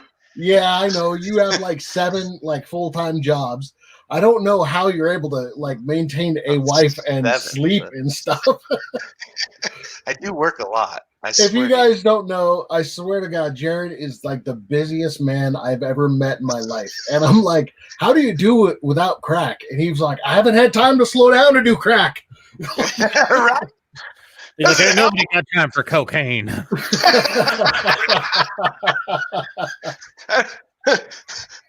No, I don't. No, I does not. But I got time to hang out with my best buds. Oh, Oh, he's Just talking about want you to kids. know that. We're going to pretend it's us. Well, this So, is what life's Dominic, all put me about. on Having Facebook. fun. Says, I love Power Rangers for years. Jason David Frank was my idol, only person I fangirled for. I didn't even know who he was and ended up getting into a whiskey drinking contest with him at Salt Lake. Really? really? Oh, that's so cool. I had no idea. who Did he you was win? at all? No. Oh, And I could what a drink whiskey, badass. and he whooped that ass. That's for damn sure. Wow, David. Yeah, he plays like Hey, I think the green one, Frank. right? The green Power I Ranger. thought he was the red one, wasn't he? Red? I think he's the green one. I could be wrong. Oh, I could be totally wrong. Jason David Frank is his name Jason David Frank or is it Yeah. Mhm. David Frank? Oh, okay. Yeah. But yeah, and then as we were getting pissed drunk, I remembered him from being an MMA fighter, and was just like, "Oh yeah, I know why you're famous." And he just started cracking up and shit because like nobody knows him as an MMA fighter. But I was like, I wasn't a Power Rangers kid. Sorry, fuck off. I like. So he was an MMA fighter and then he did Power and then he did work on Power Rangers. After Power Rangers, he was an MMA fighter. He was only in MMA okay. for a short time. I think he only had like 3 or 4 professional fights. But That's about how many I had for. I was like, fuck that. Rose Kirby says, no one sees Pokemon, or I keep seeing Pokemon characters. No one sees What? Pokemon. What? Is there a Pokemon behind any of you guys? No, You Oh, got okay. Twitch or not Twitch? the Whip. Whip. Yeah, you I've got been Whip thinking up about there, Whip. Yeah, Whip would be a Dreamkeeper's Maybe character. that's your Pokemon. and I got a Whip here, and yeah, I love Chrome Whip. Dreamkeepers. Dominic Colby on Facebook says he was the green, white, red, and black ranger. Jesus. so we're both. That's like the Jared of the Power Rangers universe then. Holy shit, man. He was all of them all at once doing all their stunts and stuff. I don't know. I have no idea. But one thing that I do know is that Fantastic Four number 25 sees Nick Fury undergo a major transformation with a new role in the Marvel Universe. Dun, It's dun, dun, dun. so weird to see Nick Interesting. Fury back again. He's Again, I got a can't shaved now. head, and he's got the patch over the other eye now. And Is this the Nick Fury field Nick Fury? what In other the comics, Nick he's a Fury white guy. was? In the movies, he's not. That's Well, okay. no, they brought his son in as the black guy. Once they got rid of the Ultimate Universe, that Nick Fury became Nick Fury Jr. Mm-hmm. And they brought in Coulson in the comics at the same time. with So the Howling Commandos, Yep. which was the first series run I ever actively collected. really, So, one of my favorites. Yep. Got every one of That's those. cool. bad boys. I was dude, a I G.I. love those old guys like Dum Dum Dugan, and they were so awesome. Yeah, Um, it's you know G.I. Joe, right, Jared? Yep. The Sergeant Fury Well- and Howling Commandos. That's those story runs is actually the emphasis and the basis for the G.I. Joe storylines. And so, Oh wow. yeah, like a ton of stuff actually built off of it. The See, I was idea. more of a Sergeant Rock kind of guy, Ooh, good one though. Good but one. same Who? basic concept. Sergeant Rock. Sergeant Rock was more focused around like the Vietnam era. Well, Had- no, Oh, he- okay. Okay. He supposedly was shot and killed the last bullet fired in World War II. But then it turns out he didn't die, and yeah, he was in, Oh, okay. all the Ru- wars since. So And those were really cool just because they focused a lot Franklin on. John Rock. Okay, you and the beeping, Jared. is that on purpose? What? It When you sounds start like you getting too auto excited. tuning. Yeah. Anyways, Oh, so It's probably the poor graphics card like straining under the weight of my voice. It's think just so so. powerful. that I it's think like- it is, to be fucking honest out. with you. I think because it just starts beep, beep, beep, beep, beep. Like your video card just like I'm out. One of the best video cards you can get right now. And what does he do? He strains it to the max with nothing but his voice. Everybody's like, how does Fry keep burning up video cards, doing all these video renders? Jared kills it in 3 minutes by screaming in a microphone with RTX voice. Oh, jeez. Oh. I was feeling so proud of myself for using Google. Jason on Facebook says different seasons. I think that was in emphasis to just Frank playing the different Power Rangers. leads. Oh, Maybe okay, in okay. season. So, Rose Kirby says, I seen it in the picture that you showed. I show a lot of pictures. No, Oh, you be yeah. showing Pokemon. Oh, that was think it was on probably Now on one CBR. of the news. Well, they also the news articles always have those side pictures and stuff. Mm-hmm. It was probably over there. Daryl popping in. Hey boys, what's going on? What's up, Daryl? My favorite, What's up, Daryl? non-t-shirt wearing individual. Actually, he wore a t-shirt on the last stream. We were Yeah, on. dude, he actually wore like a sweater last No, time. it was a hoodie. Creeped me out. Mm, I'll be honest with you. that is right. It was a hoodie. Let's see. Rose asked, what about Marvel getting Daredevil back on the 29th? What? I don't know a whole lot about that, but I do know that supposedly the artwork was leaked for that. However, because we're the type of stream that we are, we're not going to display that. So you might be able to find it with an easy Google search. So You're a good man, Fry. I also looked at it because I'm not that good of a man. And it's pretty sweet. It is pretty rad. But stuff like that, when it's an early leak, we don't want to show that on the stream because I want to make sure that those creators get paid for their hard work. But Gave him props a little too early on that one. yeah, you did. Yeah, you did. Oh Lord. Next one up, the deadliest weapon in Marvel Universe returns 2021. Dun dun dun dun dun dun dun dun dun dun dun dun, which is the ultimate nullifier. Yeah. The So nullifier. The nullifier. I love this idea.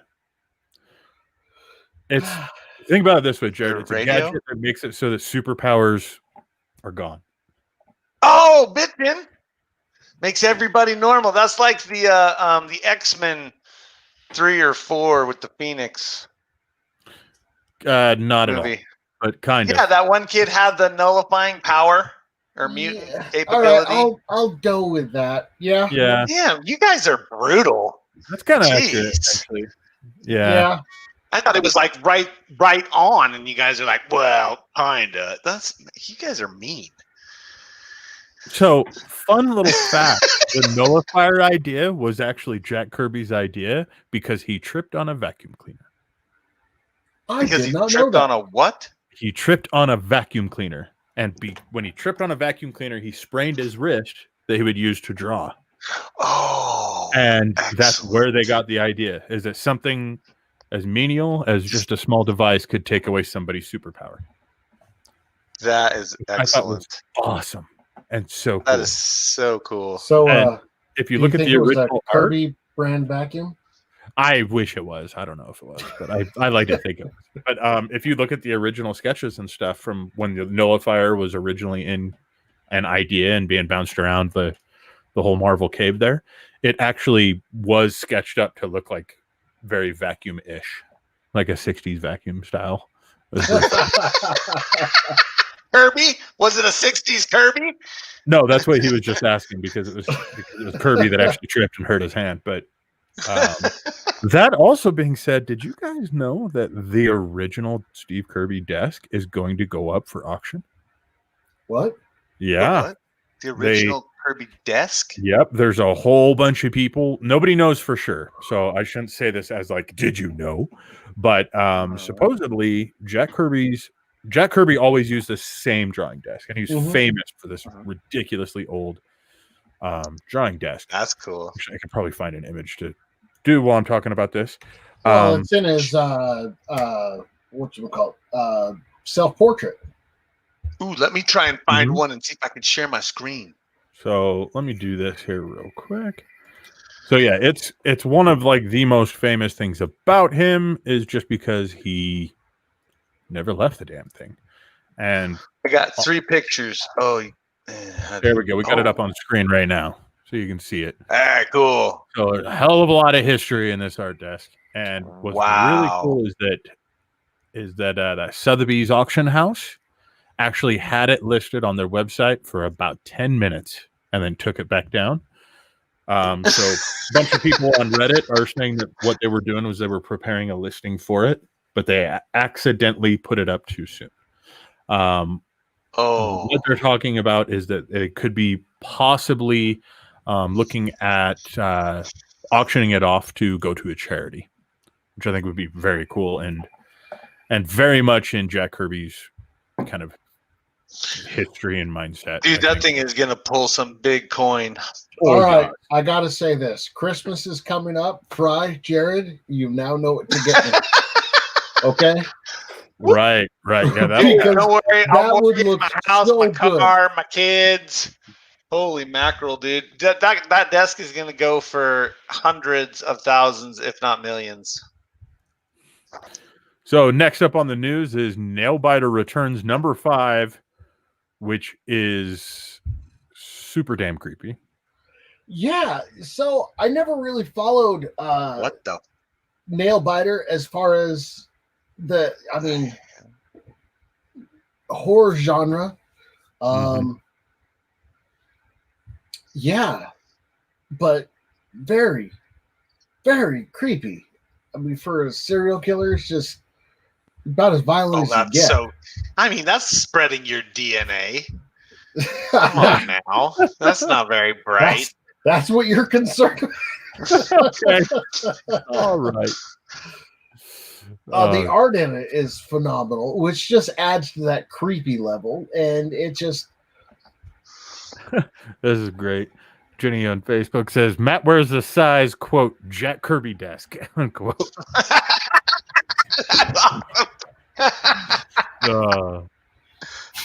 That is awesome. Next up on the news, Captain America officially urges voters to make your voice heard and vote, which is badass. I love this idea.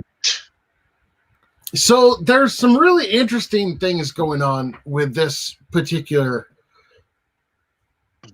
election. So Captain America, comes out with that whole vote thing, and that's all it was that one tweet with the picture and the Captain America shield saying, "Yeah, that's freaking awesome! I love that."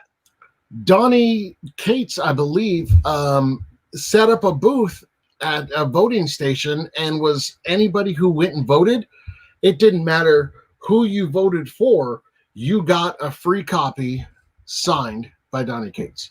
Which is probably not going to happen in Idaho, but if you might be watching the stream, Donnie, we're not going to say no. No, but here's the thing.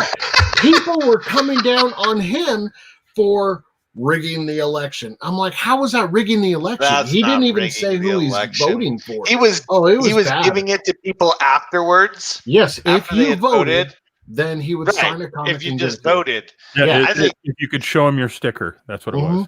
That's patriotism right there. Their mind over it. Of course. Saying that he's trying to swing the vote. Because the voting the voting station that he was at happened to be in a predominantly one-sided area. Good way of putting it, Matt.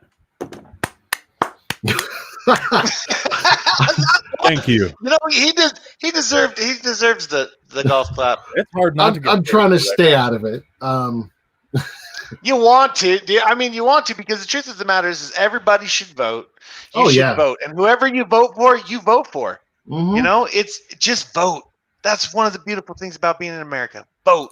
I honestly, truly believe that if you're going to complain about the president, you would best vote. Yeah, otherwise, you don't have the right to complain, in my opinion. That's just my opinion. Makes sense to me, homie. Yeah, I can see that side of the fence. Oh, look at that. Darryl even chimes in. Very politically correct. Good job, Matt. Oh, yeah, dude. You deserve a pat on the back. Now, one thing that people are upset about, and this is going to kind of go off the track of the news a little bit and talk about some of the things that Matt's actually correlated for us to talk about. But what it raised awareness for was which political candidates different comic publishers were actively behind. Mm-hmm. Interesting. Now, before anyone gets upset, understand that comics have always been political. They have. They really have. Look at Captain America, right? Issue number 1, he's punching Hitler. Okay. If that isn't politics. Superman used to actually fight politicians before supervillains. Mm-hmm. He really? Lost in a fight against Muhammad Ali once. Well, yeah. He lost in a fight to who? Muhammad Ali. Oh wow! Okay. Totally happened. Well, it is a very unique communication forum and medium to really do this. So, so comics reaching back to the beginnings have always been political in nature, or at least going against the flow of traffic, so to speak. No, they pretty much had back in the day their thumb on the pulse. It was it wasn't going against politics, or it was everybody was pretty much unanimous. At the time, we wanted to go fight Nazis. So you had the superheroes fighting Nazis. Right, but what was the situation in relation to like Superman fighting politicians? They were corrupt politicians. It was just a what? What'd you say? I said they weren't wearing masks. Bastards. All right, so going into this, Image Comics starts right up front here.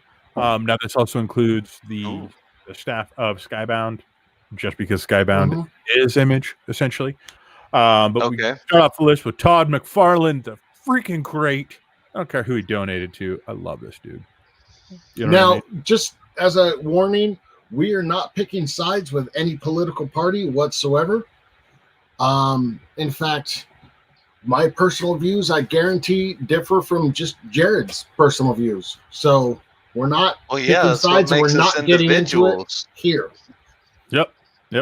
So we stay neutral, and we want to bring everyone together. Get into it right now with y'all. Nah, just kidding. No. I'll just nod my head and say, "You're right, Jared. You're right." So, Image Comics, Todd McFarlane, president, acting president, I should say, of Image Comics, $1,200 to DNC and Act Blue. Now, what's weird about this is that Act Blue is actually a conglomerate for nonprofit organizations. So it's a little weird to see everybody kind of saying, "Oh, they're donating to the Democrats because of Act Blue." Act Blue does lean left, I believe, from everything that I have read and been privy to firsthand knowledge. But that being said, it's not actively donating to one, congressman or one president or anything like that. Or excuse me, president-elect or candidate. But yeah, so going down the list, we've got Kirkland, Reese, Margulis. A lot of these guys are kind of all going, that same direction. Next up, it goes into Marvel, which I'm sure most people are interested in, considering Marvel is very well known for being as political as it gets, as often as they possibly can. A lot of times, I will say, history has proven them right. That being said, a lot of people didn't like the whole devil in the bottle type of mentality that Iron Man, got political over. It did. Devil in the bottle. Give me some clarity here. It was what a are you guys talking about? storyline.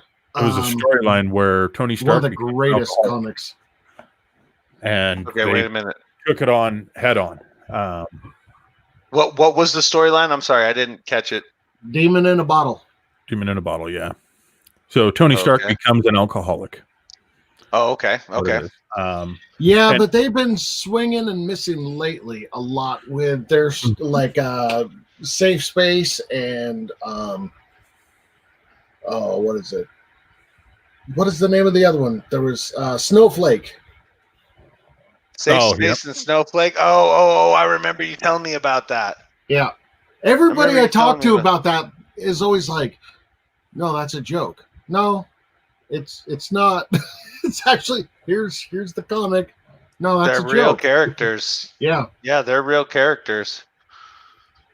But Dan Buckley, Kevin Feige, David Grant, they're all, Yep, it's all going Democrat. Yep. Put it that Everybody way. Across the board there's at Marvel seems to be leaning Democrat. So Image is Democrat, Marvel is Democrat. What's DC? So right up in here, DC, right off the bat, all Democrat. Yep. Which is very interesting to think that what we in the comics industry refer to as the big three are all heavily leaning. Now, that being said, Whedon of DC with over $1 million. Yeah. Say that again? Over $1 million. Josh Whedon. Wow. He directed the Avengers 1 and 2. He came in and screwed up the Justice League movie. Yeah. I mean, I'm just going to throw it out there. Wait, is that because he cut it down and it should have been like a full-on freaking... I'm not taking any He's shots. responsible for the mustache. I can think of a better use of $1 million right now. Politics aside. You know what I mean? That's just me being a comic nerd, guys. They should have donated that money to that movie to fix the freaking... Well, the movie flopped. Actually, the sad part is that could have been, if that wasn't so distracting, that could have been one of the greatest scenes in that movie, honestly. Why you say that? Because it truly defined Superman. and who he was as a character. Yep. But you just Finding couldn't moments. stop looking at his lip, and it's like I can't even hear him anymore because that lip. Going into chat here real quick, Rose Kirby's put, didn't you see Paul Rudd giving voters cookies the other day? I did see a story about that. That's Paul awesome. Rudd I just missed stood that. in line handing out cookies. Yep. Daryl comes in saying, to clarify, the People's Republic of Medic takes no stand in this. LOL. You don't have to if you're on another planet. No, you don't. No, you don't. Rose Kirby says, good evening to you. Good morning from me. 3:33. Hope to catch up Friday night, Saturday morning. Thank you for joining us, Rose. If that's your sign off, Rose. appreciate you being here. Absolutely.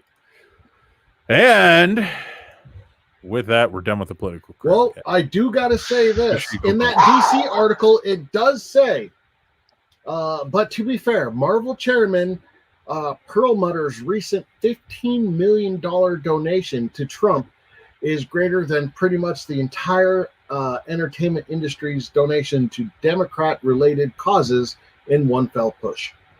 Yeah. Ooh, so somebody took and was like, "Oh yeah, you think you're I thought it was interesting that like Marvel was 100% Democrat except for their chairman, who was like, done.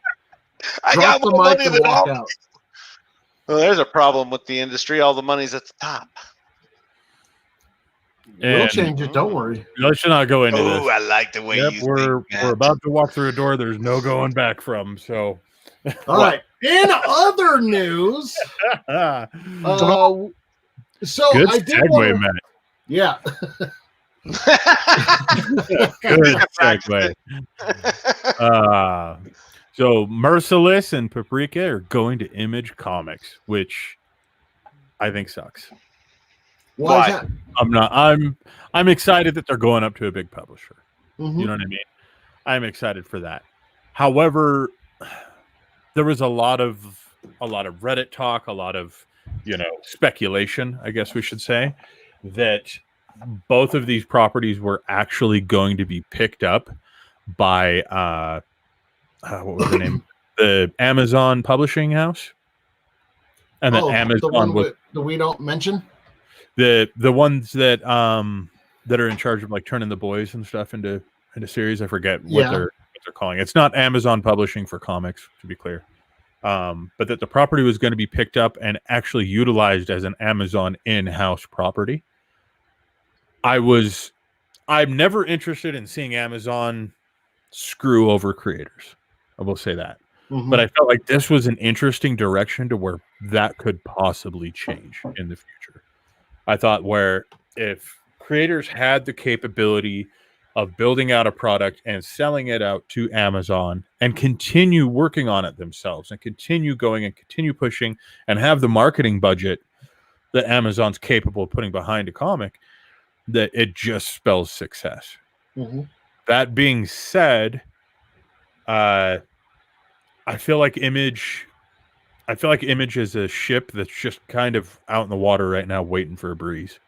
You know what I mean? There's so much up in the air at Image Comics right now that it's no surprise to everybody with everything that's going on with COVID, with everything else that's going on. They heavily leaned on conventions for their sales. More so. Image did? Oh, yeah. Really? But I think they're going to end up, with all the troubles at Marvel and DC, I think Image is going to start to kind of rise to the top a little bit and kind of return to its roots as, here are the people that don't want to sell out to the big two. So sell out to them. And I will say that we're seeing that a lot lately, though. Like McFarlane is going back to making just really badass statues. And using crowdfunding as a very liable source of income for that, which I think is interesting. There's a lot of fans that will share that they love it or hate it. I mean, people are very vocal about that whole idea. But personally, I just like the idea that McFarlane's more hands-on lately. Well, he's also putting out a lot of like YouTube videos. He did a whole series of tutorials on how to ink or how to draw Spawn, or he even did a few how to draw Spider-Man, which was it's just so awesome to see Todd McFarlane's drawing Spider-Man. But he did one. It was on how to letter a page. So they're doing whatever they can to actually draw in those customers. You know, they need that bottom line, and to actually see them bringing on new comics, I think is hopefully the start of something good again. So do you feel like that they might be hitting that reset button and going back to the original Image where it was all about the creator? I think they are, especially since IDW kind of took on that mantle, and they're lately, you know, have been faltering quite a bit. DC and Marvel have just been putting out, you know, the most politically correct stuff that they can, to the detriment of their bottom line. So I think the Image in the end is going to once again kind of rise to the top and be all about the creators, like it was at the beginning when you had like Youngblood and Spawn first coming out. Dominic Colby on Facebook says, you guys use that phrase a lot. What is inking? Inking is when you take the original drawing and you overlay the black inks on top of it. That's how you get the blacks that you see on a page. Inking is considered its own step in the production of a comic book. Yes, because it is a very, very important step. Yep. Now the it reason defines things, right? Well, the reason it was originally its own step, inking, is because black was very difficult to run through a print process without overlapping on other colors. So inking was originally actually done as its own template for the print process to happen. And inking was always the last thing that would be printed. So it would be the first thing that was done in the art department. That way, when they laid the black over the top of the other inks, those other inks wouldn't actually bleed through the pages. The black was actually there to stop it. It's done now as its own step just because it really streamlines the creation of a comic. So you go from the sketch to the inks. Now you've got just a black and white image, essentially. And then colors come in, line all the colors out. And then finally after that, for the most part after that, now you do lettering.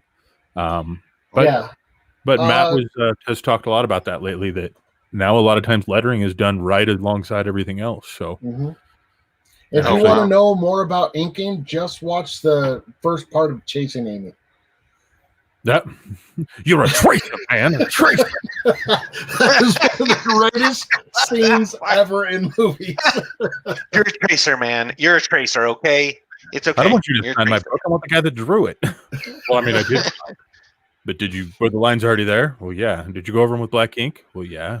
Then you're a tracer, man. You're a tracer, man. Just have to admit it. No, but the inking does really add a lot of depth. We actually know a bad A inker. Yeah, I know a couple of them, but I know exactly who you're talking about. I know a damn good inker. Should I test his knowledge, guys? Nope. We have already brought up 4 other creators other than our featured creator this week, and I like to try to stay on our featured creator. Oh, man. Thank you, Bri. Once again, dude. Darren Davis, the feature creator with Tidal Wave Comics. I don't know them as Blue Wave, celebrating that 20th anniversary of the 10th Muse Publishing. Speaking of Image. Yeah, their first project was published from Image. Yeah. November 6th, 2000. 6th best seller. The 6th best seller. Oh, yeah. Which is incredible. That's so incredible. What else Image has. You know what I mean?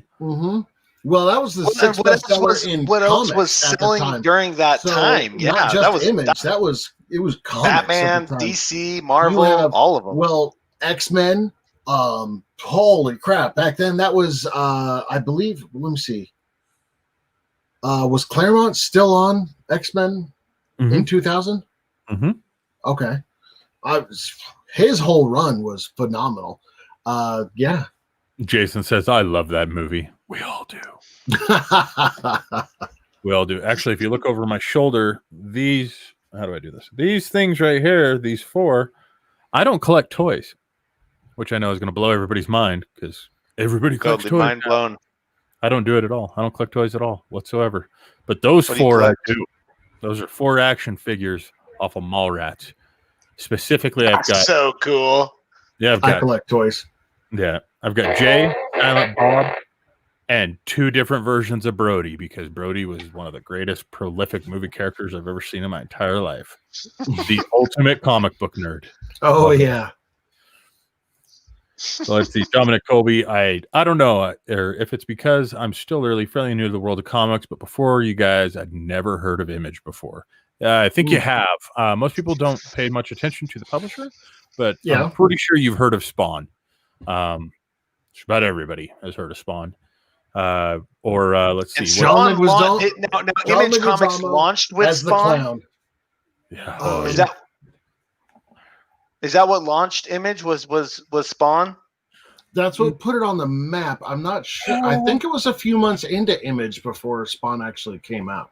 I think the biggest thing that the Image had going for them is that they were very big name creators who collectively left DC, Marvel, everything else that they were doing, joined forces, and they were like, look, we're a new comic publisher that's all about creators. Yeah. And everybody just the second Wizard magazine got a hold of that story. Yeah, it was over. But what's very interesting about that is that some of them redirected in interesting ways to where movie properties spoke more than the comic publisher. And because of that, Image is no longer the same people that it used to be. Aside from, you've got some guys that are still there like McFarlane. But now Image is kind of known as the House of Spawn because of that. Yeah. But there are a lot of other ones. I mean, there's, Robbie Lee went over there, but he's now, head of DC. Who else, man? There was so many. Liefeld, yeah. Liefeld's back over at Marvel on Deadpool. Liefeld was a big part of Image when it started. So who are the main founders of Image? There's 2 of them, right? There was a lot. I think there were 9. So it was more like a conglomerate group that came together, not just like 2 dudes buddied up and then brought in their friends. Yeah, there are a handful of, and now the thing is it's grown kind of into its own political thing as to who it was that was the name that brought. Todd McFarlane, Jim Lee, Rob Liefeld, Mark. I can never pronounce his last name. Silveretti. Yeah. Wallace Portaco. Sorry. Eric Larson and Jim Valentino. But a lot of the things that's going on, especially on social media lately, is that Rob Liefeld is very vocal now about saying like, well, it was just me and McFarlane, really. It was everybody else. Okay, that's where I've heard. That's why I was thinking two people. And it's not something we really even need to get into here. Like fans, you guys can check it out Googling. But it's one of those things where I could care less of the time because they gave us names like, J. Scott Campbell, working on the old Danger Girl comic. Jim Lee had a whole bunch of comics back then. Wildcats and badass work. Oh yeah, dude. He's really good. We need to get Jim Lee away from the desk and back, but give him Jack Kirby's desk and tell him to get to work. You know what I mean? What's he doing now? I think he likes where he's at, man. Isn't he like directing like he's the DC movement on the movie screen? Publisher of DC Comics. Well, yeah, but I thought he's he was in the more boardrooms. He's in the boardrooms he's not. Right he's now, not on the movie. We need him on the pencils on the page. Him and Williams together. We need him on the front lines. Yes. The things that I always think about when I think about Image and like their early stuff is always just going to be like Spawn and Youngblood, because those are the 2 that I really enjoyed. You know what I mean? And it took a long time for me to realize like why I enjoyed them so much. I mean, like Youngblood, I think was actually one of the few books. I shouldn't say it that way, but it's one of the books that Rob Liefeld worked on that I honestly really enjoyed. You know what I mean? It wasn't the best book out there, but it always had really good storylines. They were always very interesting. They didn't stick to a same dynamic. you know, every single issue, and I always enjoyed that. A lot of people really liked Wildcats. I think that's something else. That's I read Wildcats a movie. lot. Gen 13, all of Mhm. them. I love Gen 13. The what? I only had like a couple Gen 13 comics, and I didn't even know it was from Image. But I Mhm. remember because one of the guys, he could turn himself into like different metals, and then there was that dude that bounced around and stuff. I freaking love that comic, man. I got it in a box of free comics. It was pretty cool, but I don't know what happened to those comics. But I remember that comic. I love Gen 13. I Dude, the love that original comic. miniseries was drawn by Jim Lee, and then eventually turned over Wow. to J. Scott Campbell. Well, and then you got like all the stuff that came from Top Cow, which was always amazing. Yeah.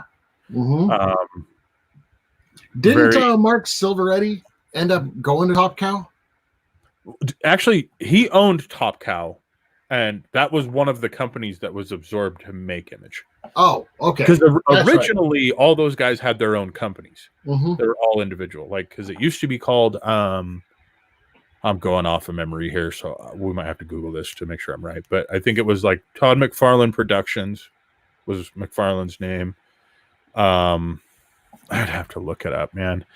I can't even remember. No, I think it was basically just the little studios that. well, because Jim Lee had was it Wildstorm, I think it was Wildstorm, something like that. I think Liefeld had something Extreme Studios, or maybe it was just Extreme Studios. It was. It's the 90s. It was something extreme in it because everything he does has an X in the name somewhere. But yeah, except for Hawk and Dove. They just kind of merged all those companies together to make, because they realized that as indies they were strong, but together as one, cohesive super robot, they could compete against the Goliaths in the industry. Mm-hmm. They became the comic book version of Voltron. Yep. And the coolest thing is that that was the first time where they had enough sales collectively that they were able to compete for print process with Marvel and DC. Oh, okay.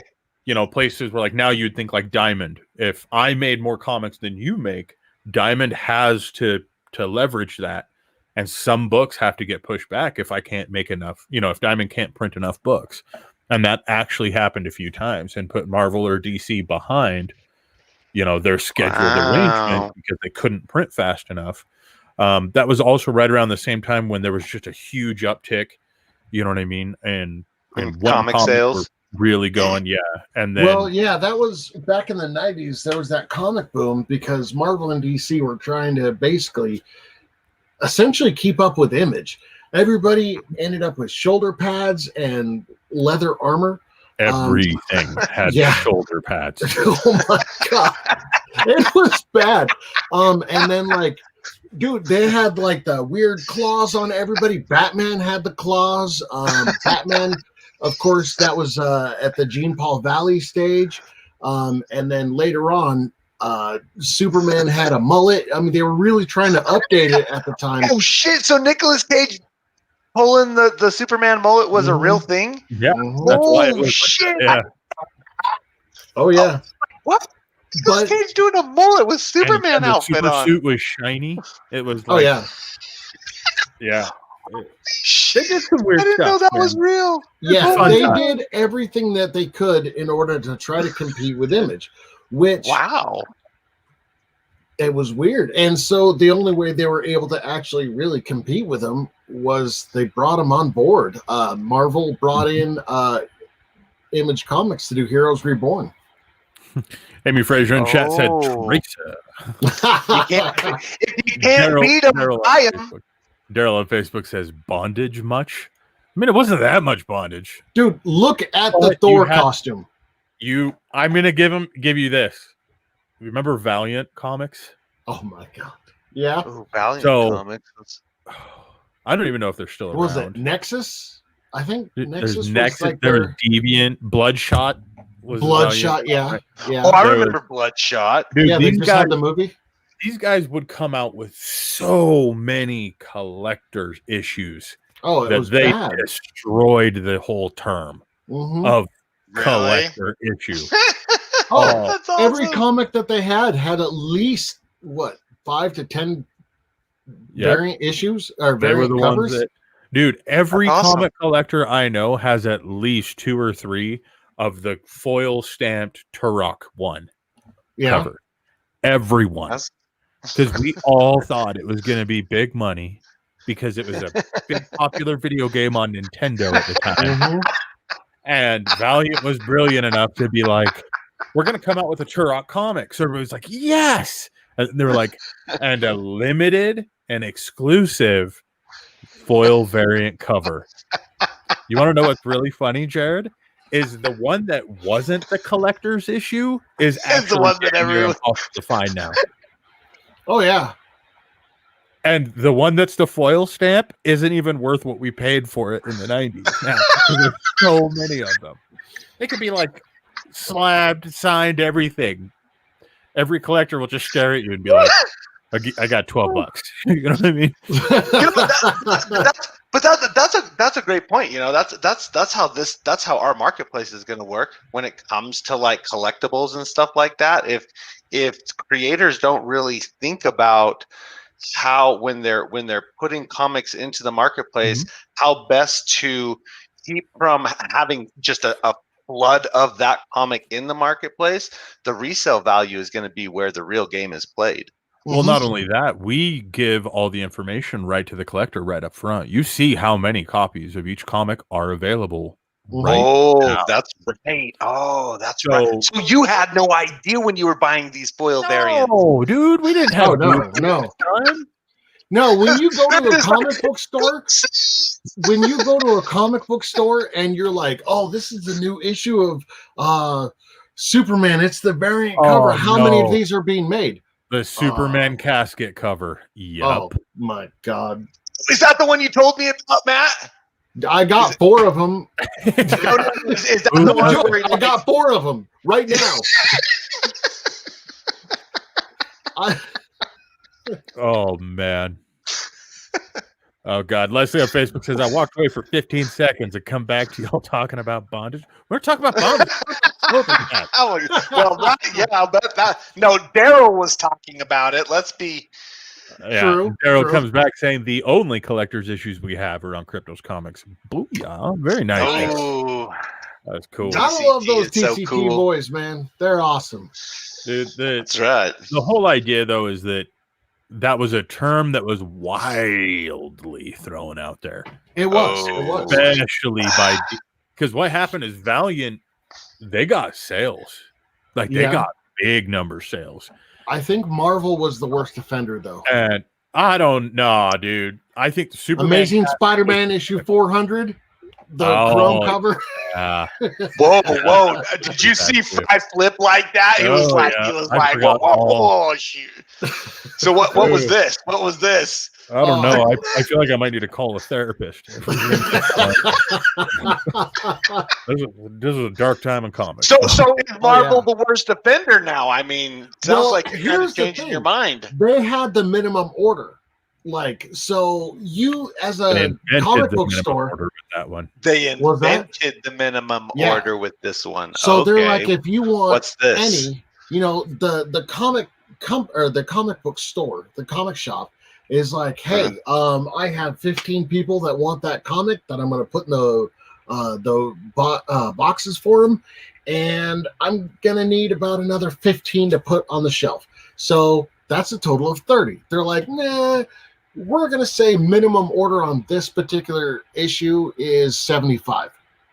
So now the comic book store has to buy those comics from Diamond Distributing, has to buy 75. Now they can only sell 30. Yeah, that means they they're have stuck to with put 35. the rest. They eat the cost 45. on the rest. They can't ship them back. They bought them. That's where you start having the back issue boxes. Oh, jeez. And not only that, when you walk into a small comic book shop and they still got 45 issues of the same book, as a collector, as a buyer, you are immediately staring at it going, what the hell is wrong with this thing? You don't you don't want that one. Especially after 4 months, they're like, dude, anybody want it, please? Yeah, just it's in anybody. the dollar bin now. You know Hey, what I mean? guys, cost $1. Oh, yeah, that's where $1 for 5. You the don't get copies the go to grab die. bag. Speaking Are of we gonna have which, a dollar bin? DC Oh, yeah, they do. is bringing it back. What, the dollar bin? The minimum purchases with Mhm. no returns. Are you Well, serious? Why with would they do? Future State, they are offering returns with Future State.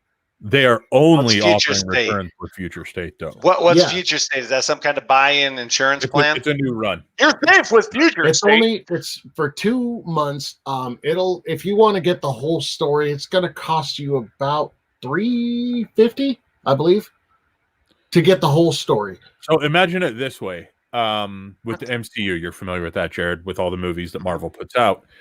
What if they did all the Thor movies were just one comic book run? But every time Thor interacts with Captain America, you have to go and read the Thor comic to see that. So as a Captain America fan, you would then want to have to go and get those Thor issues. But you're not just going to buy those 2 or 3 that Captain America are in because you want to find out why in the hell they're talking. So now you got to buy all the Thor ones. And it cycles through all of their characters to where you literally have to buy a crap load of books in order to get the whole picture. All of them. Wow. Now, sometimes it works, sometimes it doesn't. A lot of people believe that they're doing it to push the app that they're selling right now, the DC Reading app, because then you pay one fee to be able to read all of them. All of it. However, that's collectors are very upset about this idea, and it goes right back to, you know, why we built Crypto Comics and the fact that you are then paying a monthly fee to just rent the availability of a book. Yep. So after that month is up, you can't go back and reread them without buying them again and again and again and again. Or you can get them on Amazon, and you have now a digital copy that is just there. Which is why Crypto Comics is so important, because if Future State sucked and it was on Crypto Comics, you'd be able to sell it to your buddies. That's right. And pawn it off. Yep. That's right. That is right. Hey, I have got to jump real quick because I hear like screaming, and I got to go see what that is. I'll be right back. On that lost finger. Thank you. With that, we only got 2 more articles of news left. Let's jump over to them. Yes. Session. This is a way long couch session, but we're getting after it. So, Sleeping Beauties are too much for eBay. Once again, it's not safe for work stream. The covers that are shown are depicted as art. Now, there is nudity in it, but I do got to point out that it's got a 9.8 rating. That's phenomenal. That's incredible. That alone is art, you know? Right. Those of you who are unaware, what we're talking about is the blue slab here up on the top. Yes. The comic itself. Now, so these, they do depict nudity, but he calls them virgin covers, and that's what eBay had the kind of conniption fit over and pulled it. Virgin covers don't have anything to do with sexuality or anything like that. It's the lack of the title card. Yep. So when I was going over this, and I have a couple of people I run these stories by, hey, should we do this one? And a lot of them were like, what the hell's a virgin cover? And I was like, oh, okay. Because I noticed a lot of the new Kickstarters and stuff like that are offering virgin cover variants as well. So the reason the story is really in here and that we want to talk about it is not necessarily because it got pulled from eBay or because, it's such a, comic. I wanted to explain kind of what a virgin cover is. Yeah, and just basically a cover that's missing the title card. So the reason that a lot of people really enjoy virgin covers is because you get a full view of the artist's interpretation of that storyline, which is my favorite. Honestly. On top of that, obviously it's a variant cover, and obviously it's a little more exclusive than most would be. They're not going to release every Spider-Man as a variant cover because people wouldn't realize that's a Spider-Man comic. Without a saying, the Amazing Spider-Man going across the top. However, collectors do understand what comic it is and get all into it. So Yeah. it's interesting that eBay's pulled that, but it is what it is. And the last article in news coming up for the day. Zenoscope gets its first preview cover with Frodo Baggins. Dun, dun, dun, dun. So I don't know why this is a big deal other than the fact that it's got Frodo Baggins. We make a lot of jokes on Zenoscope, they've had a rough go of it. When they first started, man, they got hounded for actually using video reference to draw every single female in there. Every one of them. And if you guys realize what they were using for video reference,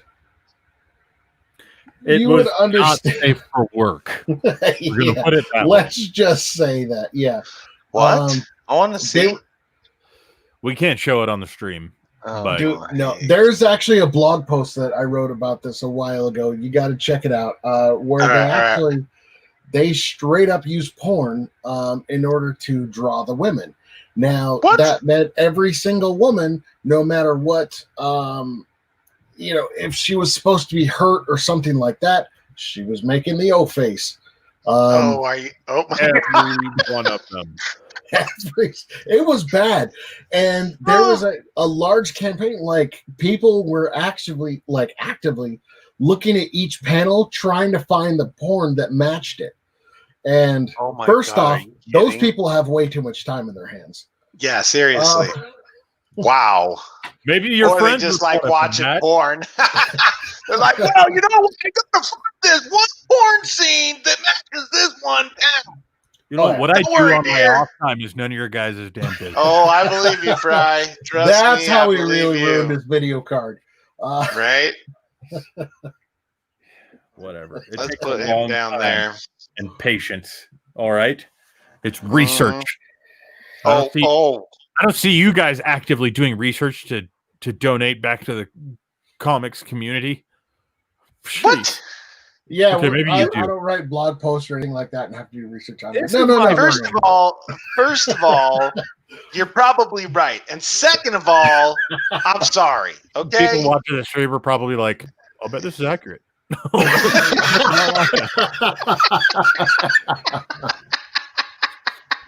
I follow this dude on social media. It's probably accurate.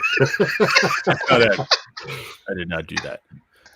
But it is a story that when Matt put up that blog article and I read it, I was like, there's no way this is real.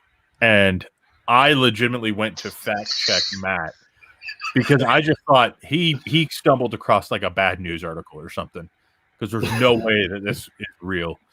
And then Reddit corrected me. And I started tumbling down a black hole where I was like, holy crap, every rabbit hole is real. And dude, Matt's not lying. There were a small army of people that were actively going out to find this stuff that they were using, to draw the depictions off of. And the funniest thing was that it wasn't even just the O faces that were like mimicked from everything. It was literally, the entire stuff were playing and I mean, everything. And as soon as you see it, you can't unsee it. At first, some of them looked like natural, poses for that situation. And then you see what they're referring to. You go back to it and you're like, no longer natural. That doesn't work at all. Oh, wow. Ignorance is bliss. Oh, yeah. Yeah. Now, in that blog post that I was writing, I was actually saying, like, yeah, drawing from a video reference is good. Do that, but take your own video. And then I uploaded a video of myself acting like a moron and drew a picture based on that. So. You're waiting for me to play the video, aren't you? No. I'm like, okay. No, I made a promise that I would not post it up, but I can tell you that you can find that video on the blogs page of cryptocomics.com/blogs. Yes. Excellent. Yes. Can you throw up the link real quick for everybody? Cryptocomics.com/blogs. you know how many blogs Matt has written? Let me do this. Let me take the time to type What a this out. stud, dude! What a champion! Yeah, I'm gonna give you a That pat one on was the a back. couple of months ago. Here you go, buddy. Here There you you go, go. buddy. Now Good boy. that I've Good said boy. it twice, you can just copy it. That's for you, Jay. Dude, I mean, sift through like an insane number of blogs that has like. I love how RTX voice legitimately starts cutting his voice out I know. because he spikes in so high that even his video card just can't keep up. That's not us muting him, guys. And for everybody that's wondering, well, you might not have the great. He's got a 2070 Super. He's got a pretty damn good video card, and Dude, it's with extra fans. With extra fans. Yep. On that note, all right, we're going to step off the news now. We're going to go on to our opinion topic of this evening. How do you feel about new movies moving straight to video on demand? Or movies pushing back the release dates on account of COVID and all the movie theaters being shut down? This one's an interesting article here. They've gone out of business, dude. So I'm going to throw this out. Tough one. Yeah. I feel bad because I want movie theaters to stay open. I So love do I. movie theaters. It's an experience. You know, when I get to take my daughter to every single comic book movie. Cadence and I, we go to every single one of them together. Yep. Opening day. And I actually checked her out of school one time to take her to Captain America.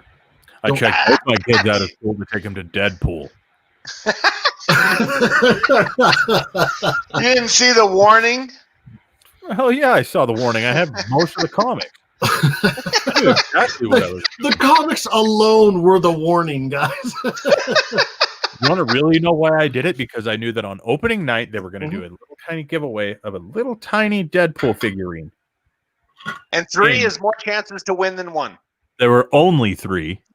And I talked to a homie at the movie theater, and I was like, check it out. I'll bring you a plate of tacos to work if you let me go through the box and feel the little packages so I can make sure I get all 3 of them. Dude was down. I checked my kids out of school. Let's do this. And? Got all 3 of Got them. them? Where are they? Got them. They're sitting on the white bookshelf over here. Such a badass. Yeah, you don't mess around, man. You do not mess around. So I believe you. We have movies like The Black Widow. Movie theaters were kind of that looks actually pretty cool. Oh yeah, it does. They were pinning all their hopes on that new Bond movie, which was supposed to come out. Looks good. You know if Sean was in it? Sean Connery was not in it. No, maybe a cameo is what I was He thinking. hasn't been Bond. Cool. He had his last movie was League of I know. Extraordinary Gentlemen a long time ago. Also a badass graphic novel. Yeah, badass graphic novel. Bad movie. Really?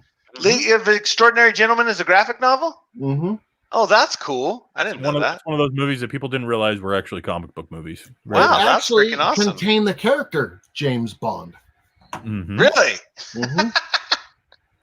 That's cool.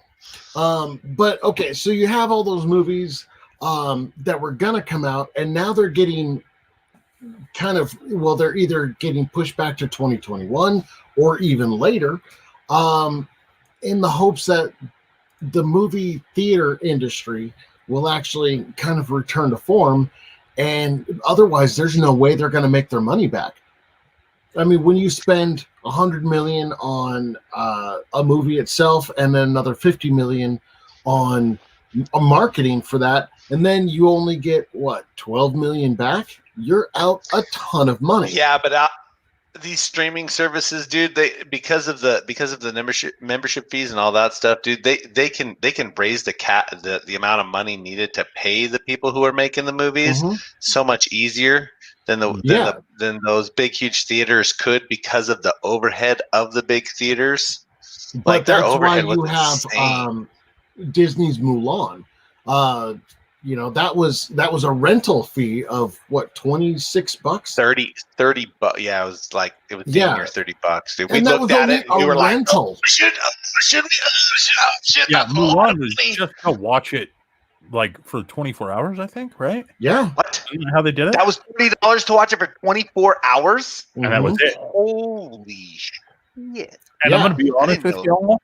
I watched it with the kids, And how and was it it? was awful. Oh, don't tell me that. Oh, I wow. thought it was terrible. I am so glad I haven't It- seen it yet. And I'm I going to be am honest so with you, I'm glad. actually a fan of reboots. I enjoy them half the time. I I'm not love a the huge Mulan fan that- cartoon. I'm not I a love huge the fan that Mulan cartoon. everything is getting rebooted, but I like reboots. You know what I mean? I like it I do when too. my childhood is I brought like into when my they do a good reboot. Yeah. Yeah. Unlike Ghostbusters. The problem that I Unlike had with it, Ghostbusters. the problem that I had with it is that the art direction of the movie itself did not take actual Chinese culture into account. And that kind of upset me. I'm obviously not Chinese, so don't think I'm speaking, on behalf of someone else or anything like that. But from an art direction standpoint, that isn't cool. You know what I mean? That's something that should have been kept the way that it was intended to be, not bedazzled and made into something, fancy. See, I heard that they actually went deeper into the original Mulan myth. The storyline. Well, the storyline. They went more like, instead of her, it had to do something with her. Instead of her, like her father saying don't go, and then she does it anyway. She actually like snuck out or something like that. Well, yeah, and they didn't have, the Eddie Murphy dragon and stuff like that. Yeah, right. No Mushu? That was for kids. Yeah, no Mushu. Yeah, dude, that's why I'm not going to see Mushu it. on the trailer. Nah, that's there's why no I'm Mushu. gonna big giant protesting it. That wasn't Mushu? No Mushu. No Mushu. I don't even think there's a damn dragon in the whole movie. Is there? Yeah, there are, and thank God. The family ancestor protectors and stuff are referenced, but not in the way that you would expect. And it was tastefully done, but like I said, the art direction I didn't think was. Was it kind of like Crouching Tiger, Hidden Dragon, fighting style and stuff? All freaking like, I hate that. I hate the wires. It wasn't done that way. I don't know. You guys can watch it and check it out and see what you guys think. Don't ever take my. Anyway, so you have movie like you have directors who are actually pushing. You can't win an Academy Award unless it's been in theaters for X amount of days. Yeah, I heard that. That's so insane. That was more of a slap in the face to Netflix, because Netflix was possibly going to be up for one of their featured movies. But now, doesn't Netflix put out a ton of movies every year? Yes, they have their own original content, which is usually some really good content. Good. I know. Oh, yeah. I know. Now, some of them are, but some of them are really good. I know, bastards. Because of rules like that, a movie that could be one of the greatest movies, just going straight to video on demand, might not get the.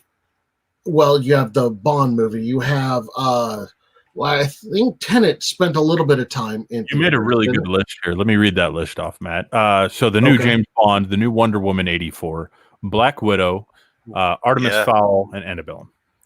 Now, Black Widow, they're actually actively talking about putting it on Disney Plus now. Yeah, because of what happened with Mulan. It made so much money, and they didn't have to share with theaters. Now, to me, video on demand always kind of has that straight to DVD feel to it,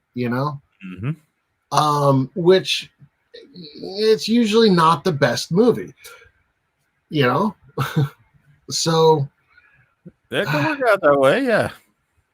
I still want to see the movies in theaters. I want that experience, but I don't know if there's any way that the movie theaters can really survive by doing this. Well, I heard that Cinemax and Paramount are two huge movie franchises, huge box office theater things did bankruptcy already, and they're the ones with like multiple locations across like probably like I don't know if it's the world or just the United States, but they have thousands of locations. And Kmart freaking went bankrupt, and there was still a Kmart. Well, I think one of them was Rexburg, but- AMC just filed. I know that. AMC, okay, that was one of them. Yeah. And they've actually got a location here in the town I live in. That's a theater. Oh, here. okay.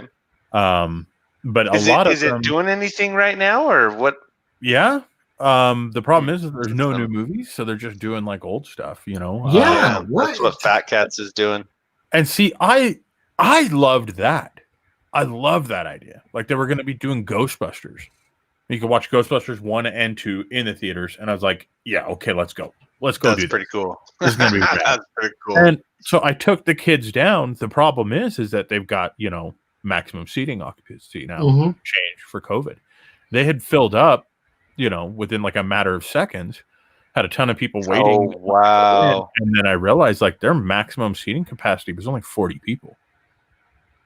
And I was like, oh, okay. How many do they normally? I think it was like a 300 seat theater, but because the way the seats are set up and them having to do this 6-foot radius for the guidelines, you know what I mean? Gosh, that's horrible. Yeah. I mean, think about it. A 6-foot circle in diameter is a giant 12-foot circle. Yeah. Well, dude, That's if you got a of 300 seating capacity and you go down to 40, Well, I mean, yeah, the thing That's is insane. that's a lot of seats, and they have to, incorporate, walking distance and things like that, and so the seats can't all be right down next to the aisles, or people can't go down the aisles now, and so. Oh, that's sad. Now That is sad. So they don't make virtually any money at all. They're not the making any seating. money. What they're making money off of is the concessions. Mm-hmm. Yeah, people buy But popcorn, generally, yes. buy sodas. Yeah, if you can only let 40 people in, people are still sneaking their own food in. Come on, let's be honest. Mhm. Or So, not allegedly. Allegedly. not allegedly. You know it. I bring tacos in. I don't know what y'all are talking about. You Well, go down to El I can see Heredero, that. you buy the tacos, you take some tinfoil in your truck, you wrap the taco in the tinfoil, Okay. line them together, throw them in the daughter's purse. Everything is set. Boom! Oh, My ultimate Excellent. claim to fame: 2 large pizzas from Domino's. That's how impressive. the hell did you pull that one off? He has a I'm big not- purse. That's sucking it in big time, dude. He's like, oh, hopefully they see He's got a very large purse. Oh, geez. No, we didn't sneak them into Something a in purse. here. It was You me don't and need another to buddy see of my mine. purse. We actually put them on cardboard, and then each a couple of slices in a Ziploc bag on cardboard, and then literally taped them to ourselves and walked into the theater. Nice. God, that would have been Uh-huh. a great movie. That's We good. also snuck in a bunch of rum too, and then we went up to the concession stand. We were like, Allegedly. yeah, I was like, just give me. No, not allegedly. I straight up did it. I was like, I want a half a root beer. And they were like, what? I'm like, take the large cup, fill it like a small, and that's it. And they were like, okay. So they did it. I went back to the seat. Nobody asked any questions. See, I would have just been like, bro, I know damn well what you're doing now. Like, Yeah. you're looking for I a get mixer. half. I was looking for a mixer, and I was so shocked that the guy wasn't like, dude, you smell like pepperoni. Shut up. Nothing. They don't care. They don't care. They ain't paid enough to care. Trust me. All right. Well, on that note, let's bring up our reading recommendations here. Mm. That don't involve Matt, breaking and entering. Right? Petty theft. Allegedly. So, reading recommendations for myself would be the Rain graphic novel from the same guys that make 10th Muse. Very good stuff. And my off system would be Last Ronin because hell yeah. Oh, yeah. the Such a Teenage good Mutant comic. Ninja Turtle one, huh? Oh, yeah. There it is. Theaters for the 30th anniversary. 30th Oh, wow. anniversary That would be already. fun to watch again. Oh, yeah. Wow. Dude, you know what? I just gotta say, Vanilla Ice, go Ninja Go. Oh yeah, but that's Ninja Turtles too. Oh well, yeah. Yeah. True. But I'm going to be honest with you. I remember watching the Ninja Turtles movie in the theater and being pissed that Crane wasn't in it. I was an angry little, 9-year-old Crane. angry. Yeah, Crane the Brain. Dude, I had the full set. He was the Topps cards cartoon. before that movie came out. So I was so excited, man. I was like, oh, I want to see where each of these pictures, and I was like, oh, I remember that from the card, and it was But so Casey good. Jones, Yeah, I loved Casey Jones. whoever did that, whoever was like, nope, we got to put Casey Jones in the movie, and the casting for Casey Jones and the whole Was story and perfect. development of the movie, and It was even like one of the best parts of that oh, movie. yeah, you watch Oh, it yeah. back, it's just the Casey Jones movie with some turtles. Yeah, yeah, With it some really is turtles. because the girl totally bombed. April O'Neil? Yeah, she didn't do Yeah, that. Good as April O'Neil. the first one, the second one, did they use a different April O'Neil? I think so, You're yeah. talking about in the reboot? Yeah, No, well, in the With reboot, Michael. Yeah, there April- was Megan Fox in the Michael Bay ones. yeah. Oh, okay, yeah. She And did better. Casey Jones was Meg. played by Stephen Amell. But Anyways, so Daryl on Facebook says, "Sorry, I got to get done. Good night, gentlemen of Crypto Comics Night, Daryl. I think Thank we you, have Daryl. a stream tonight. So Have a thanks great for watching. night. Leslie on Facebook says, "I never had to ask then for a half-filled cup. Here at the local theater, you fill your own drink at the drink machine. I poured mine in, then filled it with soda to top it off. Leslie, First of all, perfect. we're old enough to remember when they didn't have fancy machines that you could choose whatever buttons you wanted Oh, for yeah. your own sodas. You did used to have to go up to the. Maybe that's dating us. That's like rotary phone style and stuff, but still, I remember that. We had to walk up, and then they'd be like, well, "Sorry, we don't have Dr. Pepper. It's Mr. Pibb." Yeah. It's the same damn thing. Just fill it up, dude. The movie started. It is not. It is not the same I've thing. been sitting here for 20 Yeah, but minutes when you're on it. trying to get back to the theater before the movie starts, back when they actually used to show previews. Oh, the old I still go early for previews. So do I. Yeah, And now I'm I like, love the "Yay, I'm previews. here in time for previews." Well, there's a Coke commercial. There's a local chiropractic. You know, you're like, come on, man. Yeah, Rent out the theater to host your next event. Yeah, yes.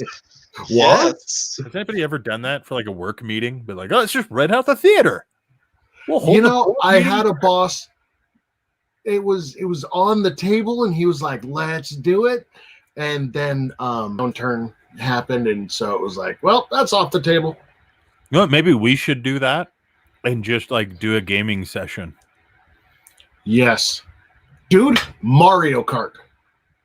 No, I mean, On the Super big Mario screen. Kart, and you're on, dude. Super Mario Kart, and you're on.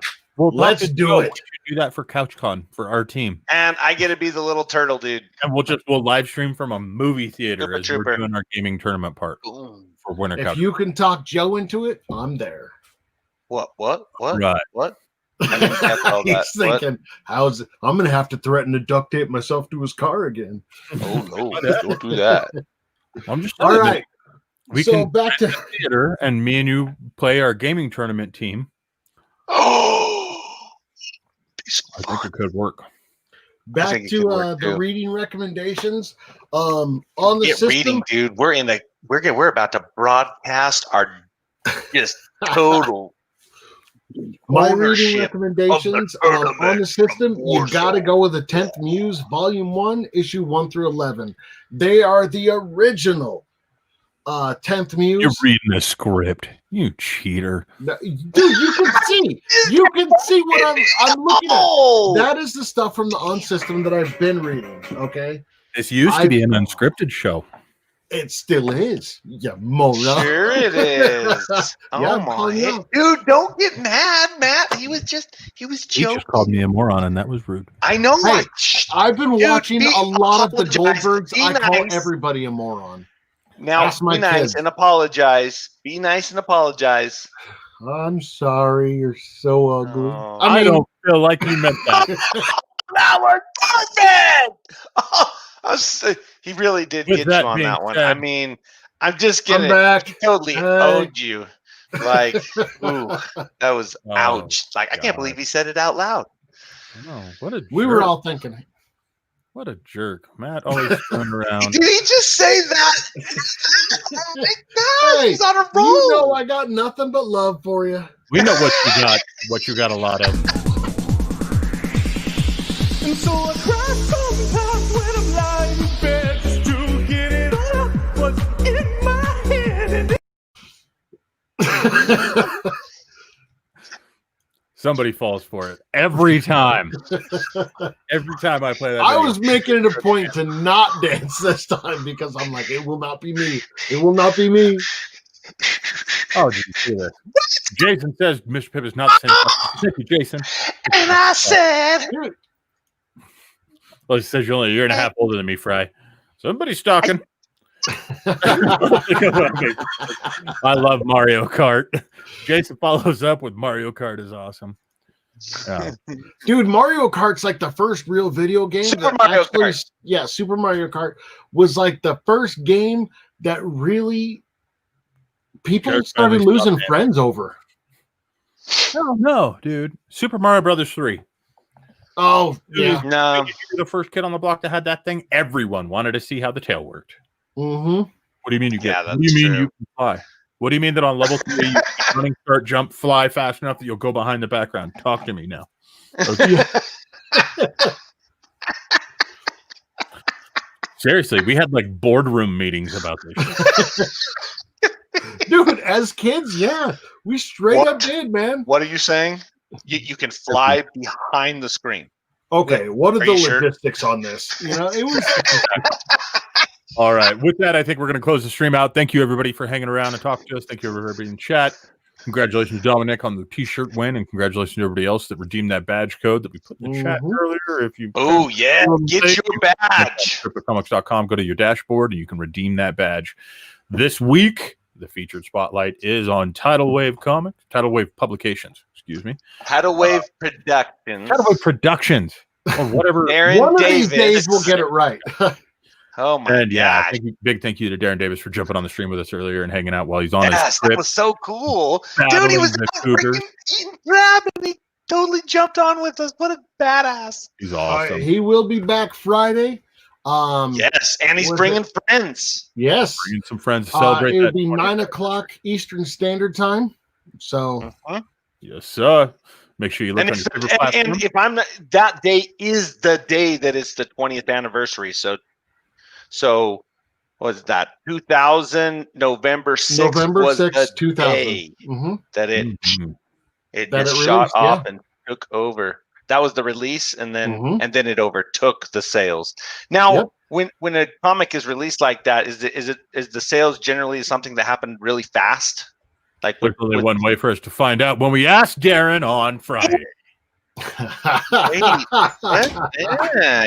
yeah, I got you.